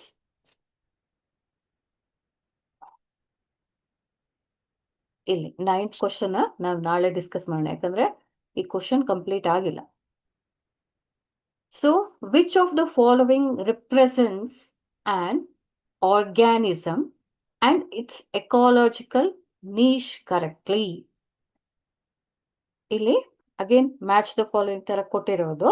ಆರ್ಗ್ಯಾನಿಸಮ್ ಮತ್ತೆ ಎಕೊಲಾಜಿಕಲ್ ನೀಶ್ ಒಂದೇನು, ಎಕೊಲಾಜಿಯಲ್ಲಿ ಒಂದಷ್ಟು ಪಾಪ್ಯುಲೇಷನ್ ಏನಿದೆ ಅಬಂಡೆನ್ಸ್ ಆಗಿ ಇರಬೇಕು, ರಿಪೀಟೆಡ್ ಆಗಿ ಅದು ಯಾವುದೇ ಎನ್ವಿರಾನ್ಮೆಂಟ್ ಇದ್ರೂ ಕೂಡ ನೀಟಾಗಿ ಗ್ರೋ ಅಪ್ ಆಗ್ತಾ ಇರಬೇಕು. ಆ ಥರ ಕರೆಕ್ಟ್ ಆಗಿರೋದು ಯಾವುದು ಅಂತ ಕೇಳಿರೋದು. Okay, so vallisneria and pond. Vallisneria ಅನ್ನೋದು ಒಂದು ಆರ್ಗ್ಯಾನಿಸಮ್, ಮತ್ತೆ ಪಾಂಡ್ ಅನ್ನೋದು ಸಿಂಪಲ್ ಆಗಿರೋ ಒಂದು ಹ್ಯಾಬಿಟ್ಯಾಟ್, ಅಂದ್ರೇನು, ಕೆರೆ. And desert locust and desert plant lice, ಅದನ್ನ ನಾವೇನ್ ಹೇಳ್ತೀವಿ, ಏಫಿಡ್ಸ್ ಅಂದ್ರೇನು, ಸಣ್ಣ ಕೀಟಗಳು. And leaf, vultures and dense forest. So ಈ ಕ್ವಶನ್ ಅಲ್ಲಿ ನೀವೇನ್ ಮಾಡ್ಬೇಕು, ಈ ತರ ನೀಶ್ ಅಂತ ಹೇಳಿ ಬಂದಾಗ ಕರೆಕ್ಟ್ ಸೆಟ್ ಆಫ್ ಏರಿಯಾಗೆ ಅಥವಾ ಪರ್ಟಿಕ್ಯುಲರ್ ಏನು ವಿಸ್ತೀರ್ಣ ಅಂತ ಹೇಳ್ತೀರಲ್ವಾ, ಸ್ಕ್ವೇರ್ ಮೀಟರ್ ಇರ್ಬೋದು, ಅಥವಾ ಪರ್ಟಿಕ್ಯುಲರ್ ಏರಿಯಾ ಇರ್ಬೋದು, ಆರ್ ಪರ್ಟಿಕ್ಯುಲರ್ ಗ್ರೂಪ್ ಇರ್ಬೋದು. ಓಕೆ, ಸೊ ಈ ಗ್ರೂಪ್ನ ನಾವು ಕನ್ಸಿಡರ್ ಮಾಡಿದ್ರೆ, ಏರಿಯಾನ ಕನ್ಸಿಡರ್ ಮಾಡಿದ್ರೆ, ನಂಬರ್ ಆಫ್ ಪಾಪ್ಯುಲೇಷನ್ ಎಷ್ಟು ರಿಲೇಟೆಡ್ ಆಗಿದೆ, ಎಷ್ಟು ಹೈ ಇದೆ, greater than that or lower than that ಅನ್ನೋ ಒಂದು ಕಾನ್ಸೆಪ್ಟ್ ಅಲ್ಲಿ ಆನ್ಸರ್ನ ಫೈಂಡ್ ಔಟ್ ಮಾಡ್ತಾ ಹೋಗ್ಬೇಕು. ವ್ಯಾಲಿಸ್ನೇರಿಯಾ ಅಂಡ್ ಪಾಂಡ್ ಅಲ್ಲಿ ಬೇಕಾದಷ್ಟು ವೆರೈಟಿ ಆಫ್ ಫಿಶಸ್ ಇರ್ಬೋದು, ಅಥವಾ ಸ್ಮಾಲ್ ಕ್ರಿಯೇಚರ್ಸ್ ಇರ್ಬೋದು. ಹಾಗಾಗಿ ಈ ವ್ಯಾಲಿಸ್ನೇರಿಯಾ ನಂಬರ್ ಏನಿದೆ ರಿಲೇಟೆಡ್ ಟು ಪಾಂಡ್ ಅನ್ನೋ ಏರಿಯಾದಲ್ಲಿ ಇಷ್ಟೇ ನಂಬರ್. ನೀಶ್ ಅಂದ್ರೇನು, ತುಂಬಾ ಮ್ಯಾಕ್ಸಿಮಮ್ ಕ್ವಾಲಿಟಿ ಇರಬೇಕು, ಮ್ಯಾಕ್ಸಿಮಮ್ ನಂಬರ್ ಇದೆಯಾ ಅಂತ ಹೇಳಿ ಫೈಂಡ್ ಔಟ್ ಮಾಡಬೇಕು. ದೆನ್ ಡೆಸರ್ಟ್ ಲಾಕ್ಟಸ್ ಅಂತಂದ್ರೇನು, ಈ ಒಂದು ಮಿಡ್ತೆ ತರ ಇರುತ್ತಲ್ಲ, ಆಲ್ಮೋಸ್ಟ್ ಆಲ್ ಗ್ರಾಸ್ ಹೋಪ್ ಆ ಸೈಜ್ ಅಲ್ಲಿ ಇರುತ್ತೆ. ಅದನ್ನ ನಾವು ಡೆಸರ್ಟ್ಗೆ ಕಂಪೇರ್ ಮಾಡಿದಾಗ, ಡೆಸರ್ಟ್ ಅನ್ನೋದು ಒಂದು ದೊಡ್ಡ ಏರಿಯಾ, ದಟ್ ಈಸ್ ಮರುಭೂಮಿ ಅನ್ನೋದು ಒಂದು ತುಂಬಾ ವಿಶಾಲವಾದ ಏರಿಯಾ ಅಲ್ವಾ, ತುಂಬಾ ಹೈ ಸ್ಕ್ವೇರ್ ಮೀಟರ್ ಇರುವಂತ ಏರಿಯಾ. ಆ ಏರಿಯಾದಲ್ಲಿ ಡೆಸರ್ಟ್ ಲಾಕ್ಟಸ್ ಅನ್ನೋ ಸ್ಪೀಶೀಸ್ ಏನಿದೆ, ಸ್ಪೀಶೀಸ್ ನಂಬರ್ ಏನಿದೆ, ನಾವು ತುಂಬಾ ಜಾಸ್ತಿಯಾಗಿ ನೋಡೋದಕ್ಕೆ ಚಾನ್ಸಸ್ ಇಲ್ಲ. ಅದ್ರ ಜೊತೆಗೆ ಬೇರೆ ಎಲ್ಲ ಸ್ಪೀಶೀಸ್ಗಳು ಇದೆ, ಕ್ಯಾಮಲ್ಸ್ ಇದೆ. ಅದೇ ಪ್ಲಾಂಟ್ ಅನ್ನ ನಾವು ತಗೊಳ್ಳೋದಾದ್ರೆ ಪ್ಲಾಂಟ್ ಅಲ್ಲೂ ವೆರಿ ಲಿಮಿಟೆಡ್ ನಂಬರ್. ಯಾವುದು ಕಳ್ಳಿ ಗಿಡಗಳಿರ್ಬೋದು, ಪಾಪಸ್ ಕಳ್ಳಿ. ಅದೇ ನಾವು ಸ್ವಲ್ಪ ಚೂರು ದುಬೈ ಸೈಡ್ ಎಲ್ಲ ಬಂದ್ರೆ ಅಲ್ಲೇನಾಗುತ್ತೆ, ಪಾಮ್ ಟ್ರೀಸ್, ಖರ್ಜೂರ, ಆ ಥರದನ್ನ ನಾವು ಫ್ರೂಟ್ಸ್ ಅನ್ನ ನೋಡ್ಬೋದು. ಅದು ವೆರಿ 1 or 2 ಸ್ಪೀಶೀಸ್ ಅಷ್ಟೇ ಇರುವಂಥದ್ದು. ಹಾಗಾಗಿ ಈ ನೀಶನ್ನ ನೋಡೋಕ್ಕಾಗೋದಿಲ್ಲ, ಅಂದ್ರೆ ರಿಪೀಟೆಡ್ ಆಗಿ ನೀಶನ್ನ ನಾವು ನೋಡೋಕ್ಕಾಗೋದಿಲ್ಲ. ಓಕೆನಾ? Then plant lice, that is aphids and leaf, vultures and dense forest. ಈ 2 ಆಪ್ಷನ್ ಅಲ್ಲಿ ವೆಲಿಸ್ನೇರಿಯಾ ಕೂಡ ಇದು ನಾವು ಮ್ಯಾಕ್ಸಿಮಮ್ ನೀಶ್ ಅನ್ನ ನಾವು ನೋಡೋದಕ್ಕೆ ಆಗೋದಿಲ್ಲ. ಯಾಕಂದ್ರೆ ಪಾಂಡ್ ಅಲ್ಲಿ ಬೇಕಾದಷ್ಟು ಇದೆ. ಅದು ಎನ್ವಿರಾನ್ಮೆಂಟ್, ಸೆಟ್ ಆಫ್ ಎನ್ವಿರಾನ್ಮೆಂಟ್ಗೆ ಈ ವ್ಯಾಲಿಸ್ನೇರಿಯಾ ಅನ್ನೋದು ಚೇಂಜ್ ಕೂಡ ಆಗ್ಬೋದು. ಹಾಗಾಗಿ ಇದು ಕೂಡ ಆಪ್ಷನ್ ಅಲ್ಲ. Then plant life and leaf. ನೀವು ಯಾವುದೇ ಪ್ಲಾಂಟ್ ಅನ್ನ ತಗೊಳ್ಳಿ, ಏಫಿಡ್ಸ್ ಅಂದ್ರೆ ಏನು? ಕೀಟ ಬಾಧೆ ಅನ್ನೋದು ಎಲ್ಲಾ ಪ್ಲಾಂಟ್ಸ್ಗೂ ಇರುತ್ತೆ. ನೀವು ಲೀಫ್ ಮೇಲೆ ತಗೊಂಡ್ರೆ ಪರ್ಟಿಕ್ಯುಲರ್ ಸೀಸನ್ ಅಲ್ಲಿ ಇದೇನಾಗುತ್ತೆ, ಕಂಪ್ಲೀಟ್ ಲೀಫ್ ಅನ್ನ ಕನ್ಸ್ಯೂಮ್ ಮಾಡ್ತಾ ಹೋಗುತ್ತೆ. ಹಾಗಾಗಿ ಇದು ಕಾಮನ್ ಆಗಿರುತ್ತೆ, ಮತ್ತೆ ಇದ್ರ ನೀಶ್ ಕೂಡ ಜಾಸ್ತಿ. ಹಾಗಾಗಿ ಕರೆಕ್ಟ್ ಆಗಿರೋ ನೀಶ್, ಎಕಲಾಜಿಕಲ್ ನೀಶ್ ಯಾವುದು ಇಲ್ಲಿ? Plant lies and leave. ಇದರಲ್ಲಿ ನಾವು ಕಾಮನ್ ಆಗಿ ಕರೆಕ್ಟ್ ಆಗಿ ಎಕಾಲಜಿ ಯಾವುದು ಇಲ್ಲಿ? ಪ್ಲಾಂಟ್ ಮತ್ತೆ ಕೀಟಗಳ ಮಧ್ಯೆ ಇರುವಂತ ಒಂದು ಸಂಬಂಧ.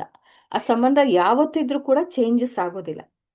ನೀವು ಮಳೆ ಬರಲಿ, ಹೈ ಟೆಂಪರೇಚರ್ ಇರಲಿ, ರೇನ್ ಸೀಸನ್ ಆಗ್ತಾ ಇರಲಿ, ಅಥವಾ ಮಳೆನೇ ಬರದೇ ಇರಲಿ, ನೀವು ಗಿಡಕ್ಕೆ ನೀರು ಹಾಕದೇ ಇದ್ರೂ ಪರವಾಗಿಲ್ಲ, ಲೀಫ್ ಇದೆಯಾ, ಪ್ಲಾಂಟ್ ಇದೆಯಾ, ಅಲ್ಲಿ ಕಂಪ್ಲೀಟ್ ಆಗಿ ಈ ತರ ಏಫಿಡ್ಸ್ಗಳು ಅಂದ್ರೇನು, ಚಿಕ್ಕ ಚಿಕ್ಕ ವೈಟ್ ಕೀಟಗಳು ಏನ್ ಮಾಡ್ತಾ ಇರುತ್ತೆ, ಅದ್ರ ಮೇಲೆ ಡಿಪೆಂಡ್ ಆಗಿ ಕನ್ಸ್ಯೂಮ್ ಮಾಡ್ತಾ ಹೋಗುತ್ತೆ. That is a ecological niche. ಹಾಗಾಗಿ ಕರೆಕ್ಟ್ ಆಗಿರೋ ಆನ್ಸರ್ ಯಾವ್ದಿಲ್ಲಿ? Plant leaves and then leaf. Then last option is vultures and then dense forest. Vultures ಅಂದ್ರೆ ಏನು? ಇದಕ್ಕೇನ್ ಹೇಳ್ತಾರೆ ಅಂದ್ರೆ, ಗಿಡುಗ ಅಥವಾ ಹದ್ದಿನ ತರನೇ ಬರುತ್ತಲ್ಲ, ದೊಡ್ಡ ದೊಡ್ಡ ರೆಕ್ಕೆ ಇರುವಂತ ಒಂದು ಪಕ್ಷಿ. ಓಕೆನಾ? ಅದನ್ನ ನಾವು ಡೆನ್ಸ್ ಫಾರೆಸ್ಟ್ ಅಲ್ಲಿ ನೋಡೋದಕ್ಕೆ ಕಡಿಮೆ. ಅದು ಎಲ್ಲಿ ಬೇಕಾದ್ರೂ ಇರ್ಬೋದು. ಅದ್ರ ಏನು ಡಿಸ್ಟ್ರಿಬ್ಯೂಷನ್ ಏರಿಯಾ ಏನಿದೆ ಅದು ಕಂಪ್ಲೀಟ್ ಬ್ರಾಡ್ ರೇಂಜಸ್ ಅಲ್ಲಿ ಇರುತ್ತೆ. ಇಷ್ಟೇ ಎನ್ವಿರಾನ್ಮೆಂಟ್ಗೆ ಸೆಟ್ ಆಗಿ ಇರೋದಿಲ್ಲ. ವಲ್ಚರ್ಸ್ ಅಂತ ಹೇಳ್ತೀವಿ. ಓಕೆನಾ? ಹಾಗಾಗಿ ಕರೆಕ್ಟ್ ಆಗಿರೋ ಆನ್ಸರ್ ಯಾವುದು ಇಲ್ಲಿ? ಸಿ. ಎಸ್. ಅರ್ಥ ಆಯ್ತಲ್ವಾ? ಓಕೆ. 9th ಕ್ವಶನ್ ಅದನ್ನ ನಾನು ನಾಳೆ ಡಿಸ್ಕಸ್ ಮಾಡ್ತೀನಿ. ಓಕೆ?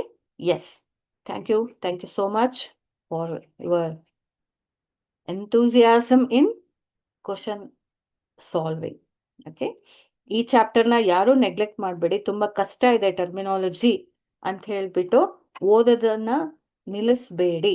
ಯಾಕಂದ್ರೆ it's not only important for your second PUC but also for your competitive exams.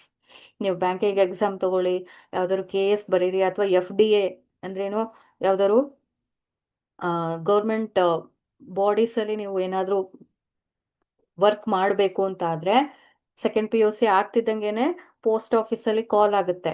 ಅಲ್ಲೂ ಕೂಡ ಈ ಚಾಪ್ಟರ್ಸ್ ಗಳೆಲ್ಲ ಎಲ್ಲದೂ ಕೂಡ ಇಂಪಾರ್ಟೆಂಟ್ ಇರುತ್ತೆ. ಹಾಗಾಗಿ ತುಂಬಾ ಆಪರ್ಚುನಿಟಿ, ಕರಿಯರ್ನ ನೀವು ಡೆವಲಪ್ ಮಾಡ್ಕೋಬೇಕು ಅಂತಂದ್ರೆ ಈ ಒಂದು ಚಾಪ್ಟರ್ ಏನಿದೆ ಅಲ್ಲ, ಆರ್ಗ್ಯಾನಿಸಮ್ ಮತ್ತೆ ಪಾಪ್ಯುಲೇಷನ್ ಅನ್ನೋದೇನಿದೆ, ಕಂಪ್ಲೀಟ್ ಆಗಿ ರಿಲೇಟೆಡ್ ಟು ಸೊಸೈಟಿ ಮತ್ತೆ ಎನ್ವಿರಾನ್ಮೆಂಟ್. ಹಾಗಾಗಿ PDO ಎಕ್ಸಾಮ್ಸ್ ಇರ್ಬೋದು, ಅದೆಲ್ಲದಕ್ಕೂ ಈ ತರದೆಲ್ಲ ಕಾಂಬಿನೇಷನ್ ಅಲ್ಲಿ ಕ್ವಶನ್ಸ್ಗಳು ಬರ್ತಾ ಹೋಗುತ್ತೆ. ಈ ಚಾಪ್ಟರ್ಸ್ನ ಯಾರು ನೆಗ್ಲೆಕ್ಟ್ ಮಾಡಬೇಡಿ. Okay? Yes. Thank you so much.